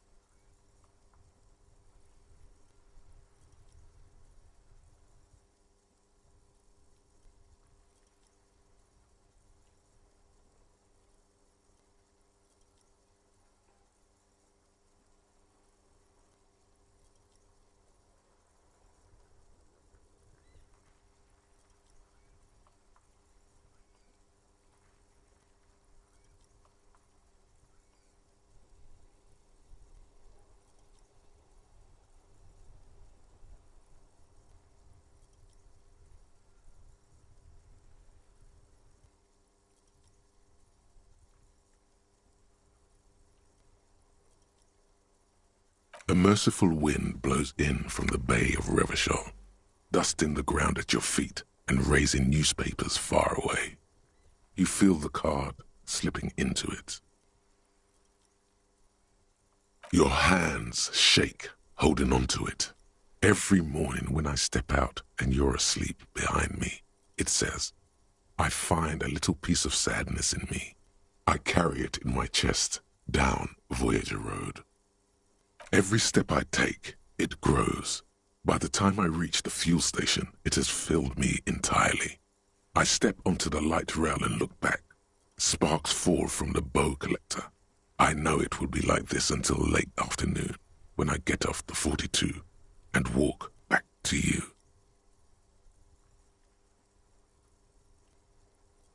You. Every step I take will get lighter. It almost makes me run. Sometimes I do. I can't believe I met you. I can't believe the happiness I feel with you. You have a vast, vast soul, and I will always, always, always come back to it.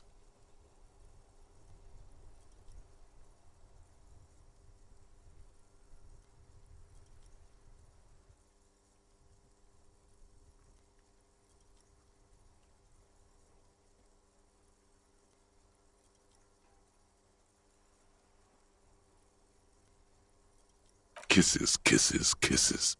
You feel the air sucked out of your lungs and the blood sucked out of your head. Everything around you gets dark. Small white dots appear. You feel the ledger slip from your hand. No, hold on. To what? There's nothing.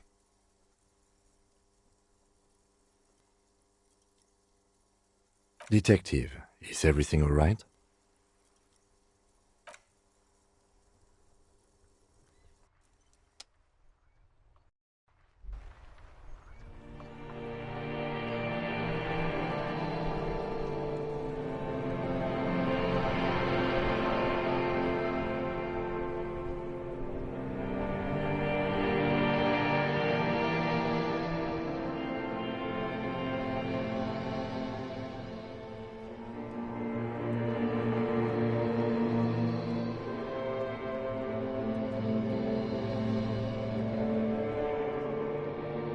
There is nothing.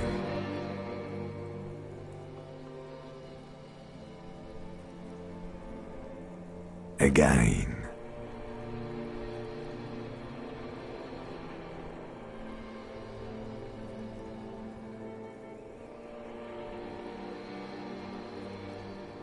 Nothing sad, brother. No treachery, just blackout.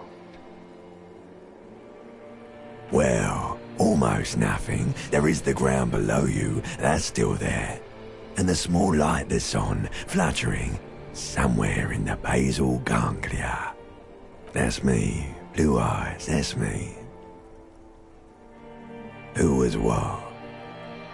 He speaks of the sickening longing, the unwell emotion.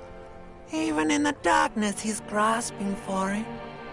Still trying to hold on to the great sorrows slipping in the water. Slimy. The call when you're dead, brother.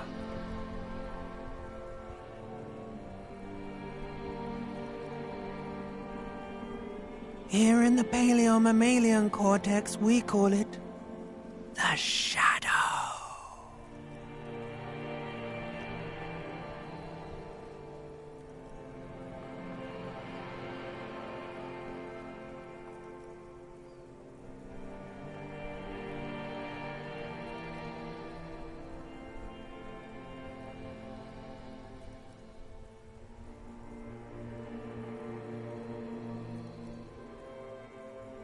Because it's always there.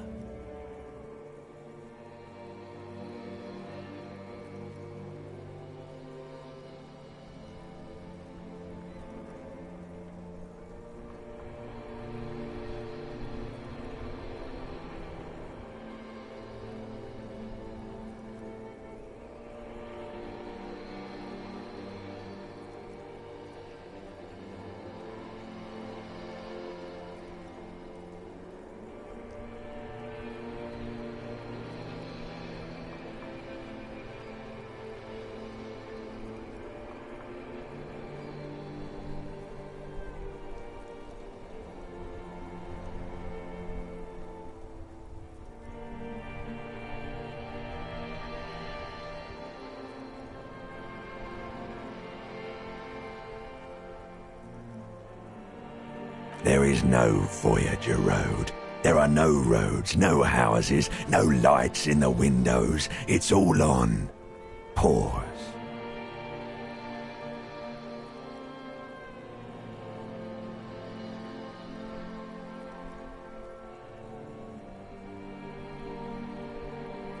Bloated corpse of the past resurfacing.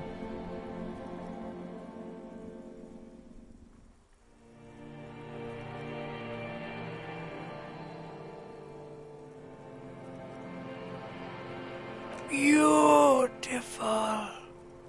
Believe me, stupid ape, its lack of beauty was not the problem.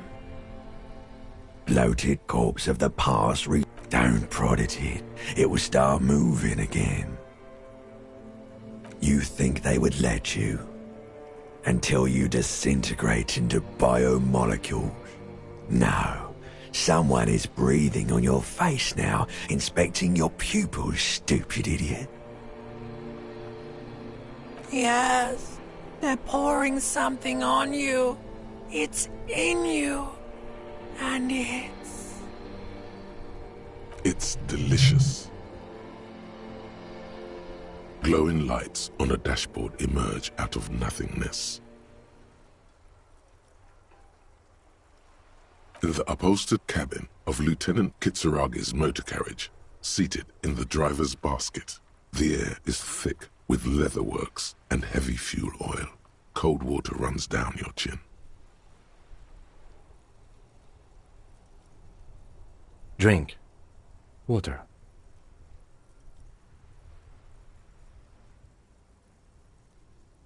The water is cold, silvery, the stuff of life itself, as it pours down your parched throat. The pounding in your head recedes. The darkness parts. Drink. You haven't drunk water in 2 days. Did you know the human body is not made to survive on alcohol alone? You need a secondary form of hydration. With greedy gulps, you down half a liter of cold water. Some of it spills on the driver's seat. The lieutenant pays no heed to it. What happened?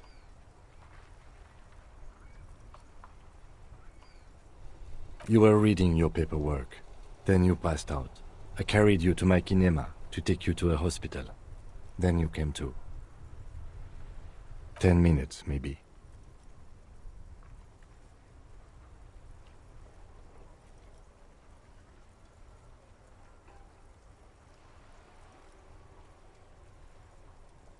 That does sometimes happen.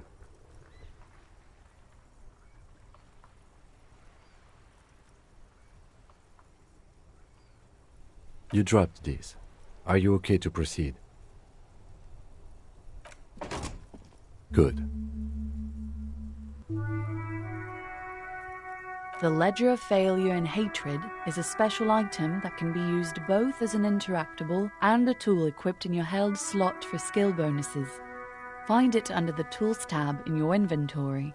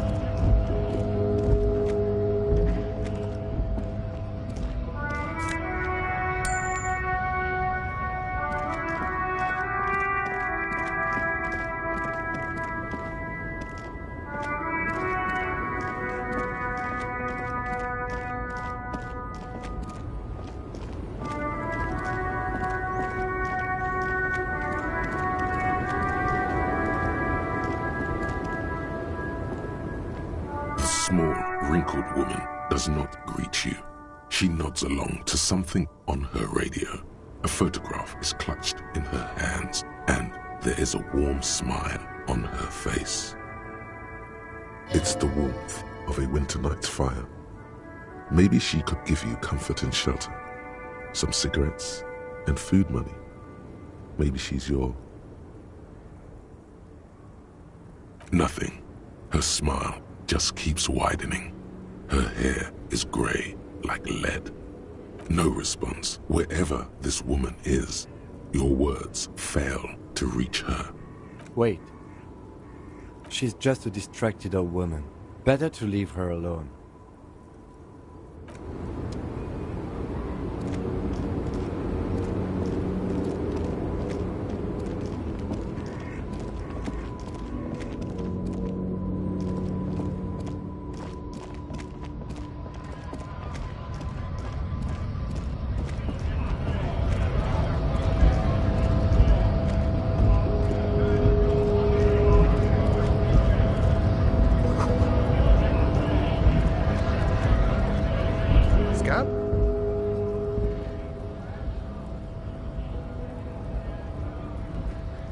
A kind of a worm, content with mere survival. They come, they want to do our job for shittier pay, screwing over both themselves and us. Everybody loses. Beats me. Somewhere in the ground, I think. Gotta be bloody stupid or freaking evil to scab. Or I guess, scared maybe. But scared of what? Of who? Personally, I'd rather beg than scab. If the gentleman shouting on the street came begging, maybe they'd have gotten something.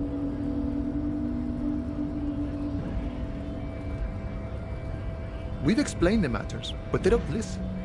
This lot would be reasonable and go home if the big guy wasn't riling them up all the time. I was just messing with you. No one's ever seen a cop scab. Imagine, you cops going on a strike, but then another cop comes in and says, "Let us cop for less money."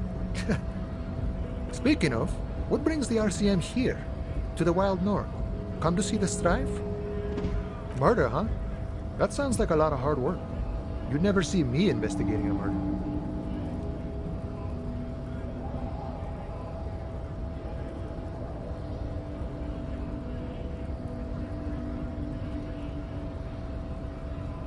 Of course, Policia. It wasn't me. You can rule me out. Easier that way. Should we? He's nice. I don't like nice. He didn't do it. It's the truth. My friend, I respect the right to roam. The open range awaits. I don't operate in that capacity. I'm not a granter of passage. The passage grants itself. I walk right past Measurehead and go in. Yeah, the 2.5 meter tall Semini Supremus is there. Walk right past him, then press the button to unlock the door, then go past him again, and you enter the arbor through the office. Está. Don't worry, I'm sure it's not completely impossible. For example, you could best measure head in a physical confrontation, or you could convert to a Semini supremacist worldview, or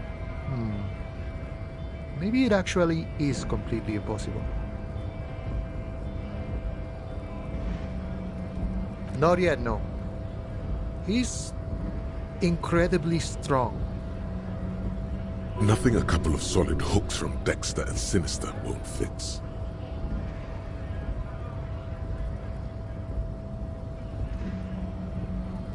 Jean-Luc himself would say the philosophy has proven overly heroic for the scabs to convert to. Not enough intuition. Sure. Sure thing, my friend. I can help you out. The coin narrowly slips by your outstretched fingers and falls to the ground. Oh, I'm sorry. Didn't mean to throw it like that. It's a thing we harbor folk do, passing around cargo and such. Was not meant as provocation or ridicule. The boyadero stares at you with respect, then gestures towards the trickles of blood adorning your clothes.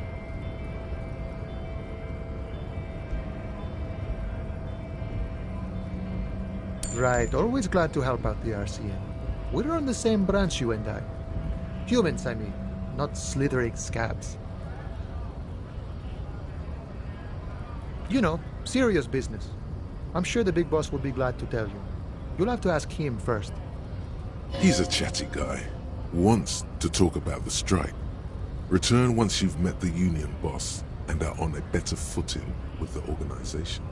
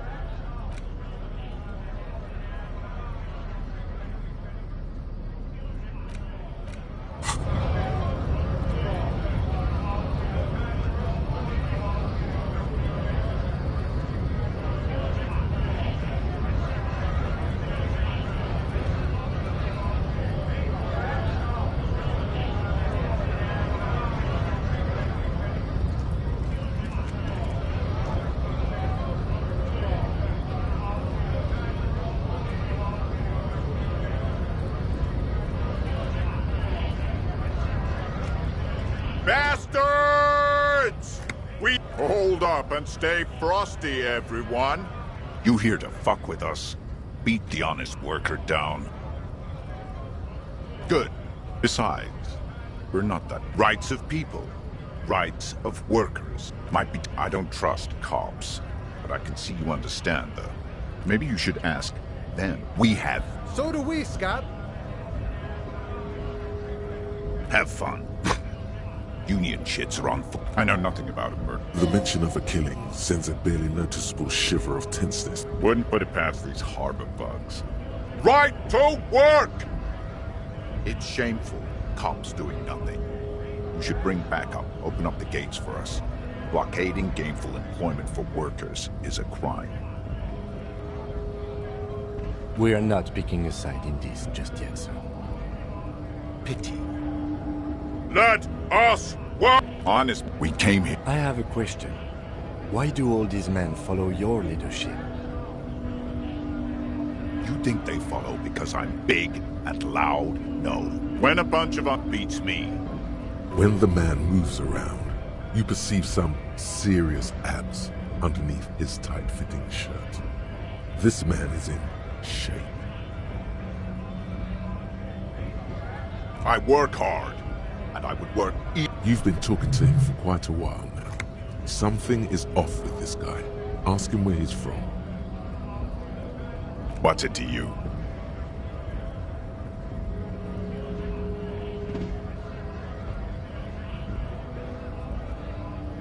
Am I a suspect? Done no crimes. I only fight for the rights of people. We're all workers, right? Workers stick together. Came from the eminent domain, in Jamrock. Backgrounds in odd jobs, heavy lifting, cargo hauling, bouncer work. I know the drill. Worked at Territorial. Ring a bell? We're done here. I have a strike to break.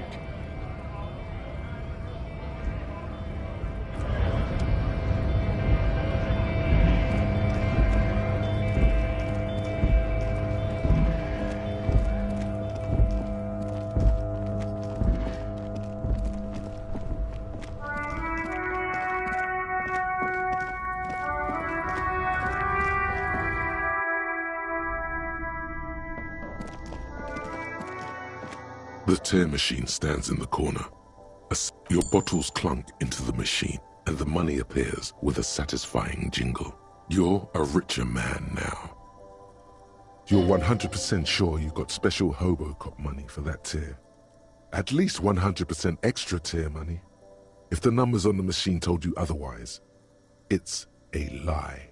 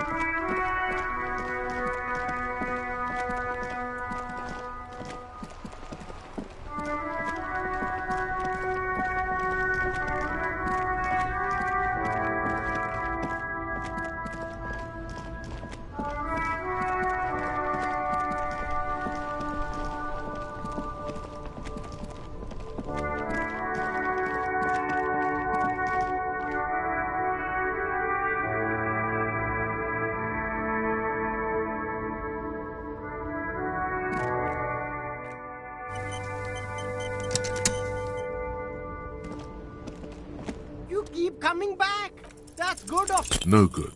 All you can come up with are some treated wool pants. They itch. All natural materials, see? Real wool, 100% skin friendly, and they're yours for only 2 real.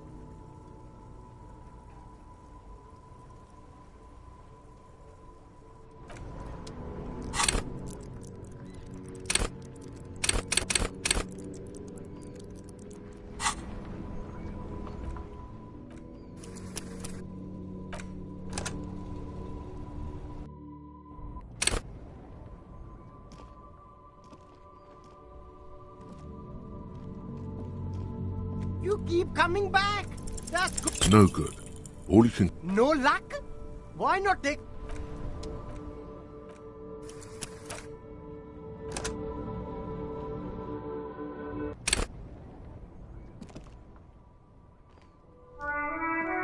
You keep coming back. That's good. No good. All you can... They... All natural materials.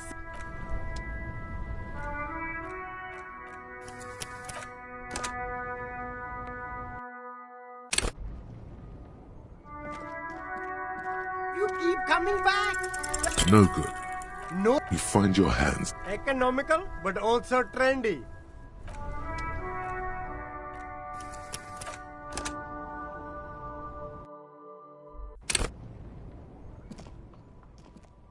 You keep coming back. That's... Something cold grazes your hand. Synthetic and sleek. A windbreaker. Surf, it says, but also wind. Summer. 100%. Good choice, officer. Mega sporty. And it's only $4.50 for you, sir.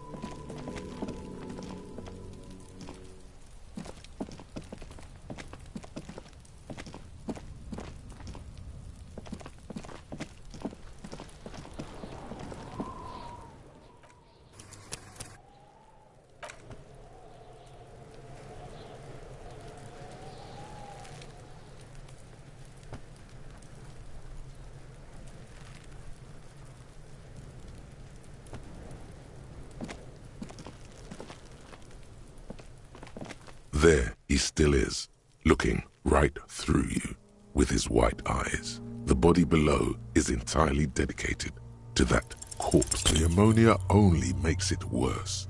The combination forces tears out of your ducts. You manage to keep... The second time, not so much. When the vomiting is done, your cheeks are wet with tears.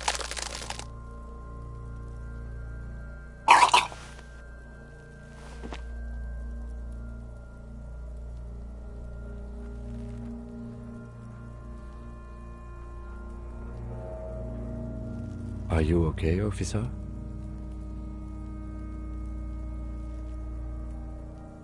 The weight is reassuring, like a crenel on solid fortification.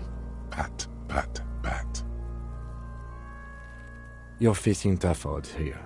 It's aggravated further by alcohol withdrawal.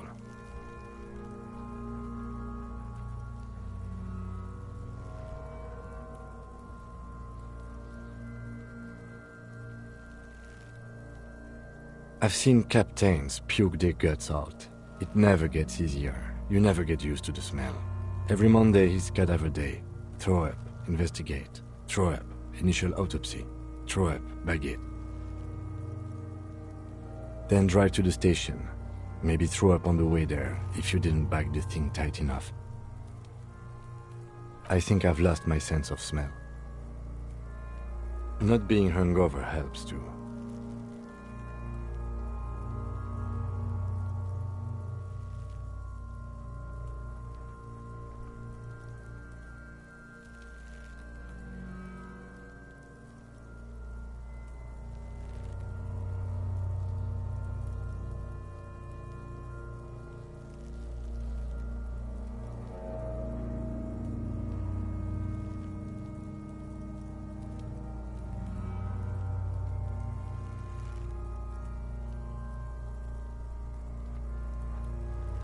That's probably a good idea.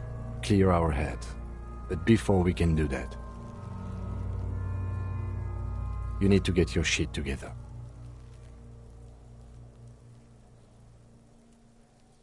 We should go talk to the locals. Find something else to do while the wind changes. It's pretty bad right now. You've gained a thought. Give it half an hour. Get yourself together. Then come back and have another go.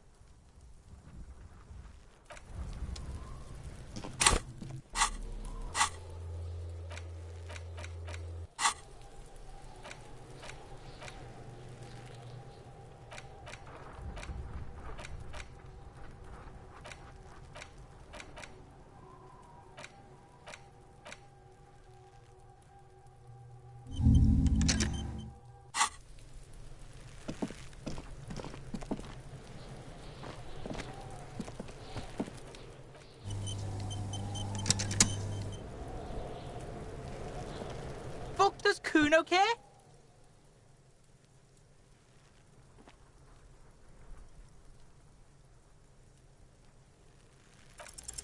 He's on your crime scene, bossing you around.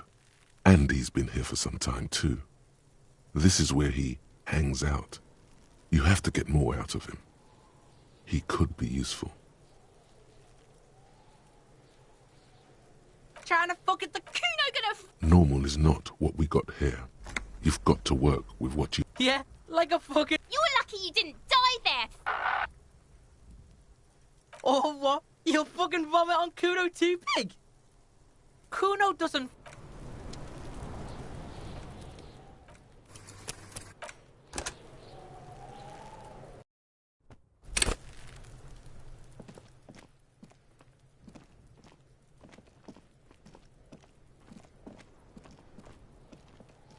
Fuck does Kuno care?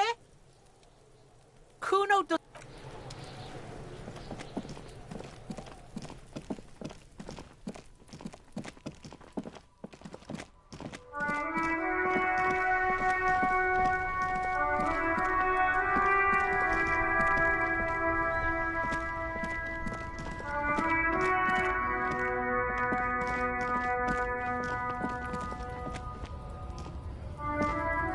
Looking for something, Hunt?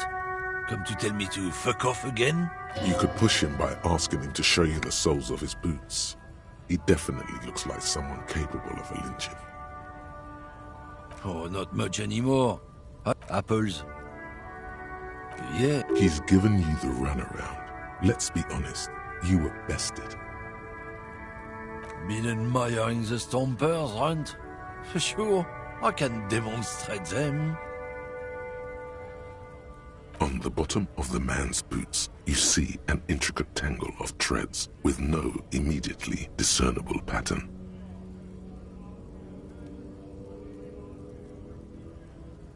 It's Revachol. Custom made. Cost me a pretty penny.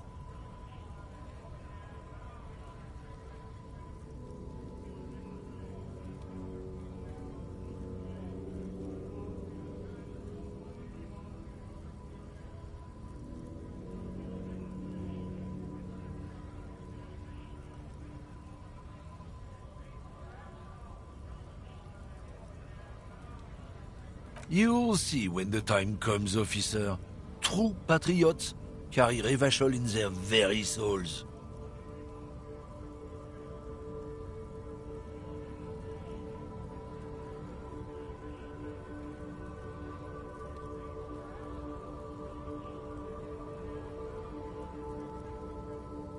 Technically, you're stomping on Revachol every step you take. Huh. I know you people don't understand poetry.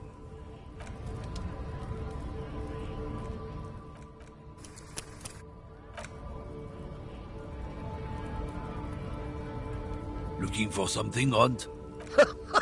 Oh man, that's great. Look, God man. Thanks for that, but no, it's not mine.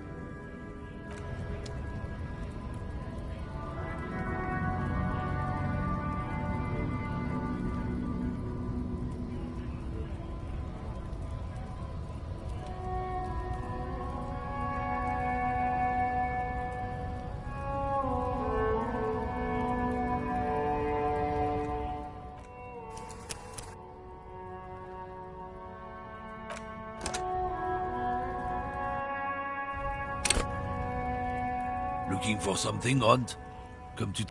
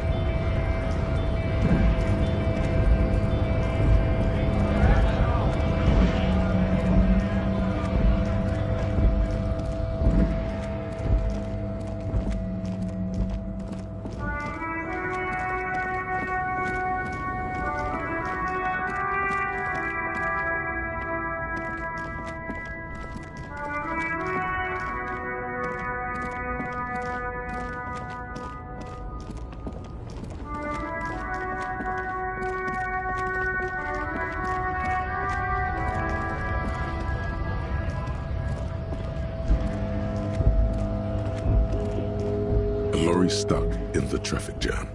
This big, heavy Grad-made machine is well kept for such an old machine.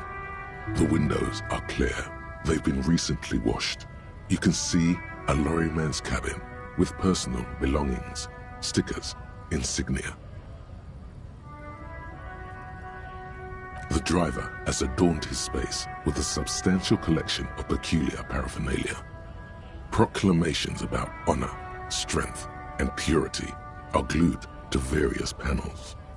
The back end of the cabin has a small perch to sleep, large ashtrays. There are several suns and wheels sewn into the curtains. Racist nationalist paraphernalia. Not unusual in this part of town. This is our guy. Likely, yes. This guy's proud of who he is. Drapes it all over his machine.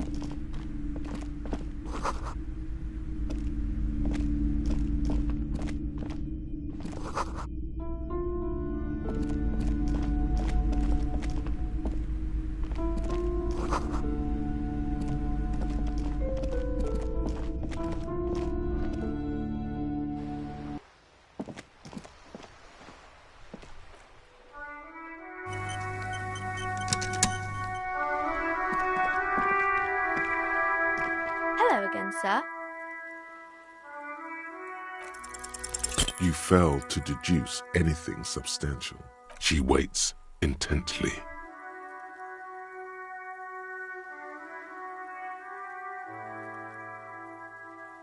Come on, don't be silly. That's not a proper deduction.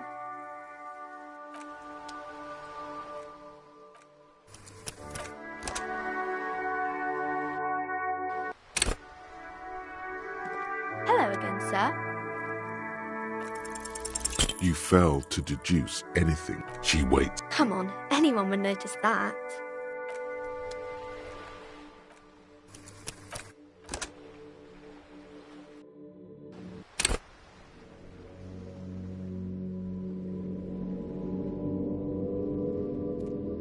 Hello again, sir. The girl keeps her hands folded, hidden. Why is that? What do you mean, sir? She knows where this is going.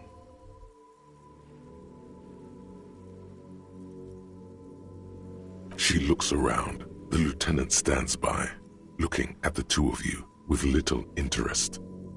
A facade of true professionalism. He is far more intrigued by the situation than his poise reveals.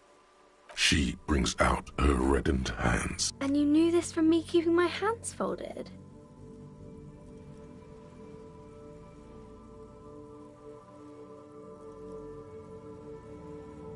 Well, that proves nothing. She actually is impressed. She nods, half provocative, half. Maybe so, sir. Okay, I know it's a bad. It was okay, sir. There's more that can be achieved here. Ask her to do the same. You're quite sober. The lieutenant does not flinch at the comment. He does not flinch even a single bit. He is intensely not flinching. It takes effort.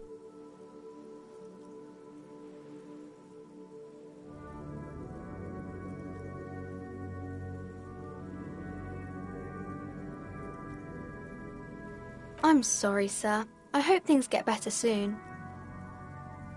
There she stands, swaying on her feet, assaulted by the early spring breeze.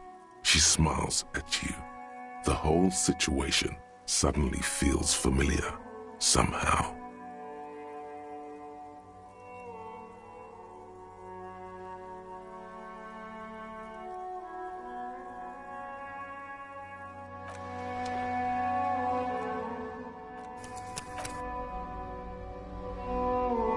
Hi, Ace Detective. Are you here for more books? You have absolutely no idea. Familiar? How? You...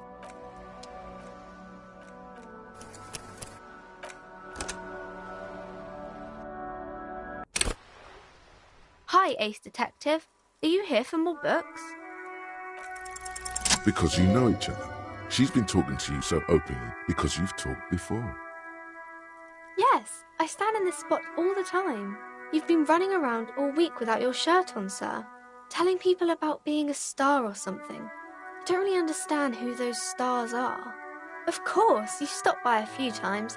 You certainly look better than the last time I saw you. Yeah, I can see. You don't have party eyes anymore. Party eyes.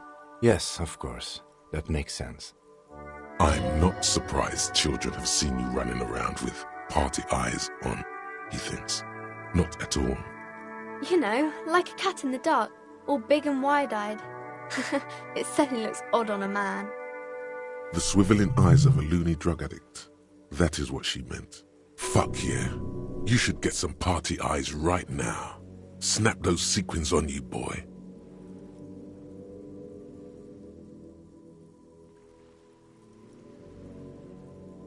Oh, baby, that's not what you have to worry about. Worry about the important thing.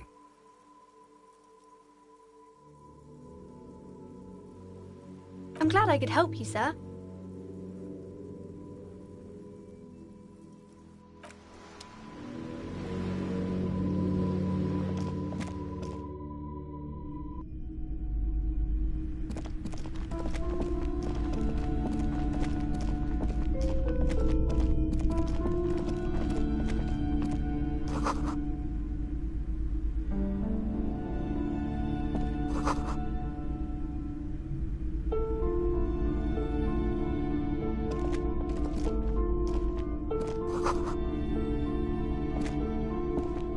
This bookstore is not strictly about crime, romance, and biographies of famous people. There's also a wide range of paranatural literature. Amidst the various books, you find one written by someone named Matthias W. Dundas. It's about wholeness, unity, balance. The point of the book, and many others on this shelf, is to give people medicinal advice in situations where they don't have access to paid health services. It serves platitudes, while also telling everyone that traditional medicine, the kind people don't have access to and which costs more than this book, is garbage and would only give you cancer anyway, without even curing your cold or anything. Wholeness, unity, balance, on the other hand, can basically take care of anything, though it is important to note.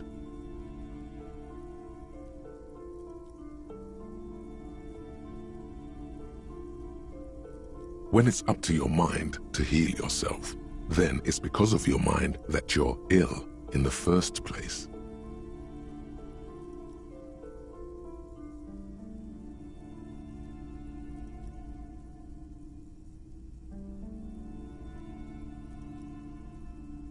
The book features chapters on topics such as how to find magnesium.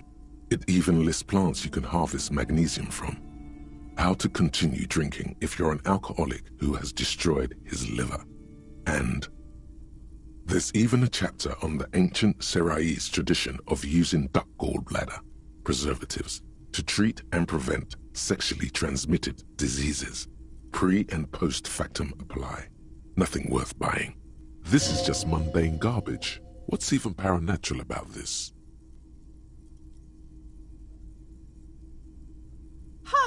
Sir, please, no browsing in that shelf. I can't have you end up, like, opening a police store next door and stealing my customers. Oh no! You sense something ominous emanating from the shelf, but it lacks form and substance, and soon enough, you lose track of it.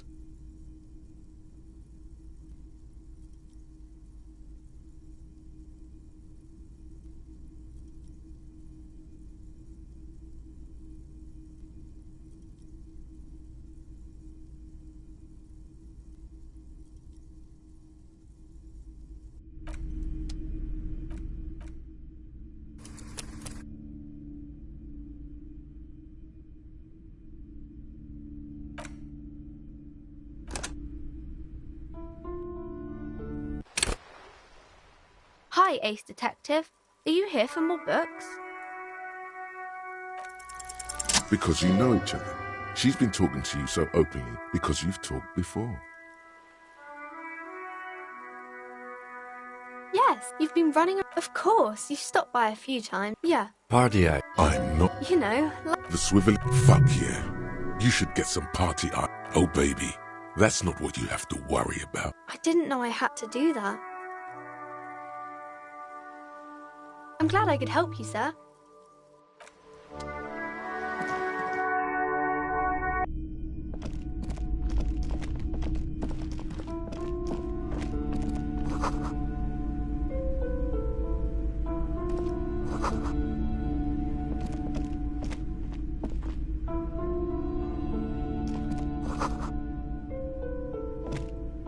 This bookstore is not amidst the point of the book. It's wholeness. When it's up to your mind, the book, there's even, this is just mundane. I can't have you end up, like, opening a... The throbbing in your head increases with every passing moment you gaze at this shelf. Suddenly, as if out of nowhere, a small green book becomes apparent. The title of it reads, Medicinal Purposes of the Pearl. The book contains very little explanation on the matter. This knowledge seems to be taken for granted. The book contains descriptions of various pseudoscientific therapies, alternative medicines, and folk remedies involving the pearl, also known as le territoire. For example, it recommends vigorously swatting one's naked body with a venik or hand broom, made from the leafy twigs of a young birch tree from the near pearl. It is supposedly invigorating and good for the circulation. It also recommends consuming distilled spirits like vodka or whiskey that have been aged in the pail.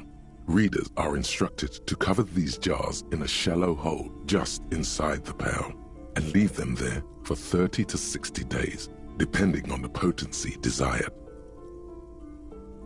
Among other benefits, it is alleged to restore a damaged liver to perfect health.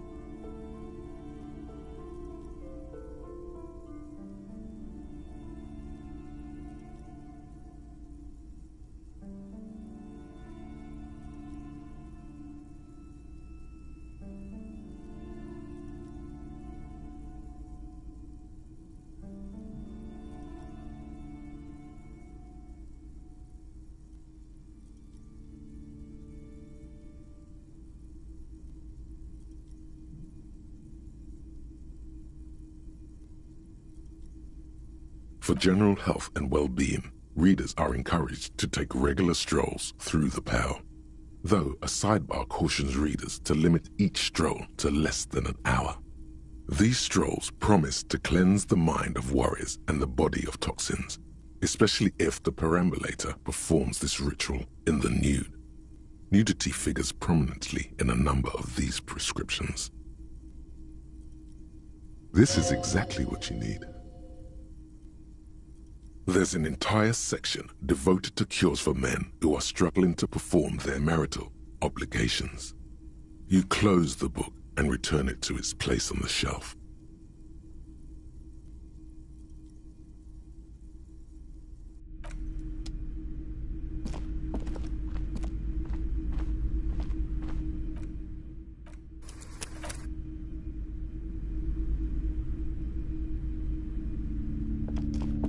Several maps have been attached to a bulletin board hidden inside the alcove. They're held up by small pins. The board has come loose from one corner. The maps look old and faded. Your eye catches a map of Insulinda, a map of Revachol, and a map of Martinaise. This large map displays archipelagos. You see a constellation of small dots on the light blue emptiness of the Insulindic Ocean. The largest in the northeast is La Caillou. You are here. Another, far away in the southwest, Seminese Islands, Ile de Fantôme. Ozon, Laurentide, Fas à la Mer, Archipelagos, North Arcade Islands, all just specks of dust on the vastness of the Insulindic.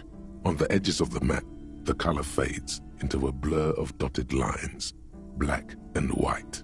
In the northeast, a dust mite stands on the north coast of Caillou. In a bookstore, it's you. You can, on Caillou, Revachol, lost little pearls of light, tiny fires in the dark. The ocean breaks apart into a tangle of cosines and azimuths, all pointing into pale nothingness. Windy is the north azimuth. Grad is the northeast azimuth. Samara is the east azimuth. Seol is the west azimuth. Isolas, they're called.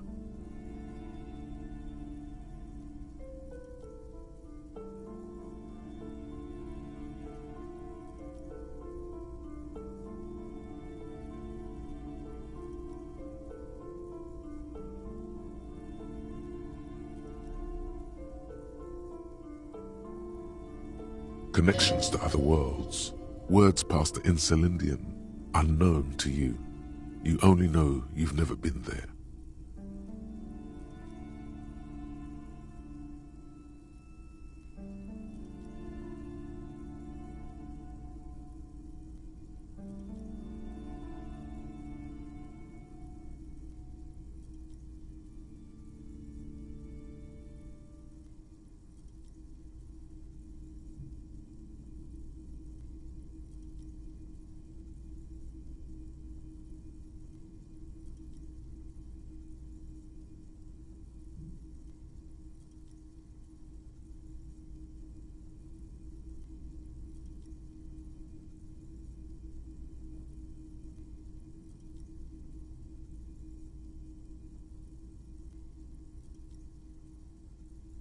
You have little idea what they are.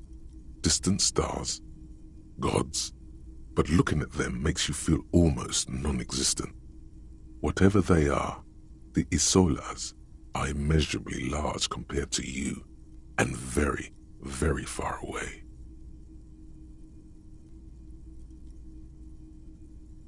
Perhaps they are gods, gods of distance and outer dust.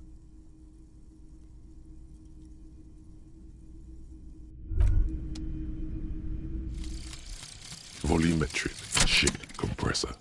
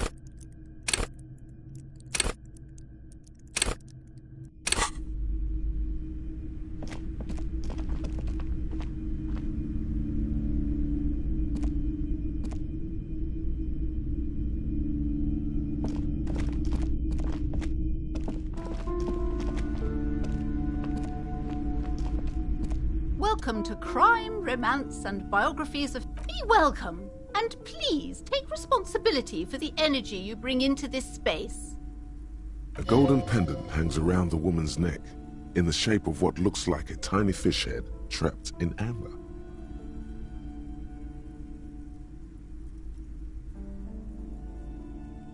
Sir, don't be ridiculous. I certainly will not give you money. I would be doing you a grave psychic disfavor. One has to earn one's success. Son, you got destroyed there. What an idiot you are.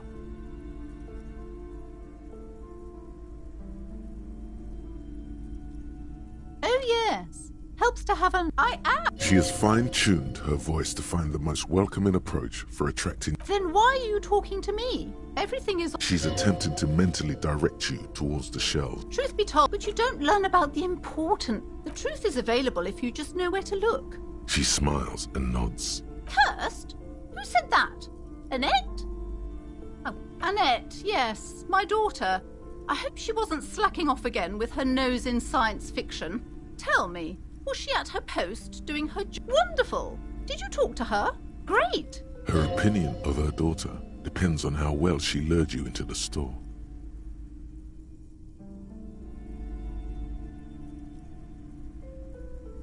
My precious, her dedication brings joy to my heart.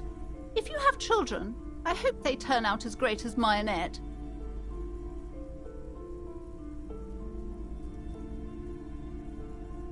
God, I've told her not to do that. It's such a disgusting... A part of hers too, clearly.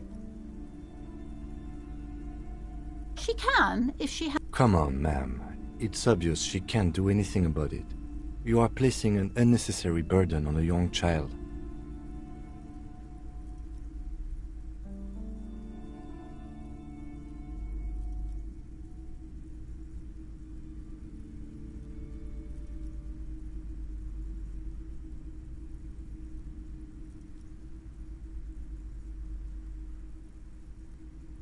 She stands stiff and severe. This is a person coming to terms with a new reality, one where they are wrong. It's not easy. Oh no. Hold on. I need to invite her inside and apologize. She must be freezing out there. There. I don't know what to say to you. My husband, he tries to teach me business lessons. I have what my mother called a dull mind. All this stress. It sounds like both the husband and the mother treat her the way she treats Annette. Oh, well, my mother was horrible, of course. Absolutely perverse energies around that person. My husband is completely different, of course. Yes, my husband is a successful entrepreneur east of the river. If only he were more involved in the business we're running up here. No matter. Soon we'll both be off for Grand Couronne. It's a proper place to... Most of the buildings are empty. He made the initial investment. Since then, he's been what you might... Yes, I'm afraid so. A real treat she is. It would be nice if she had... We're quite busy people. I'm sorry. I'm sure you do understand. She's been too busy, I assure you. I, of all people... The woman looks aloof. Her features much softer. Occasionally she glances at her daughter's silhouette.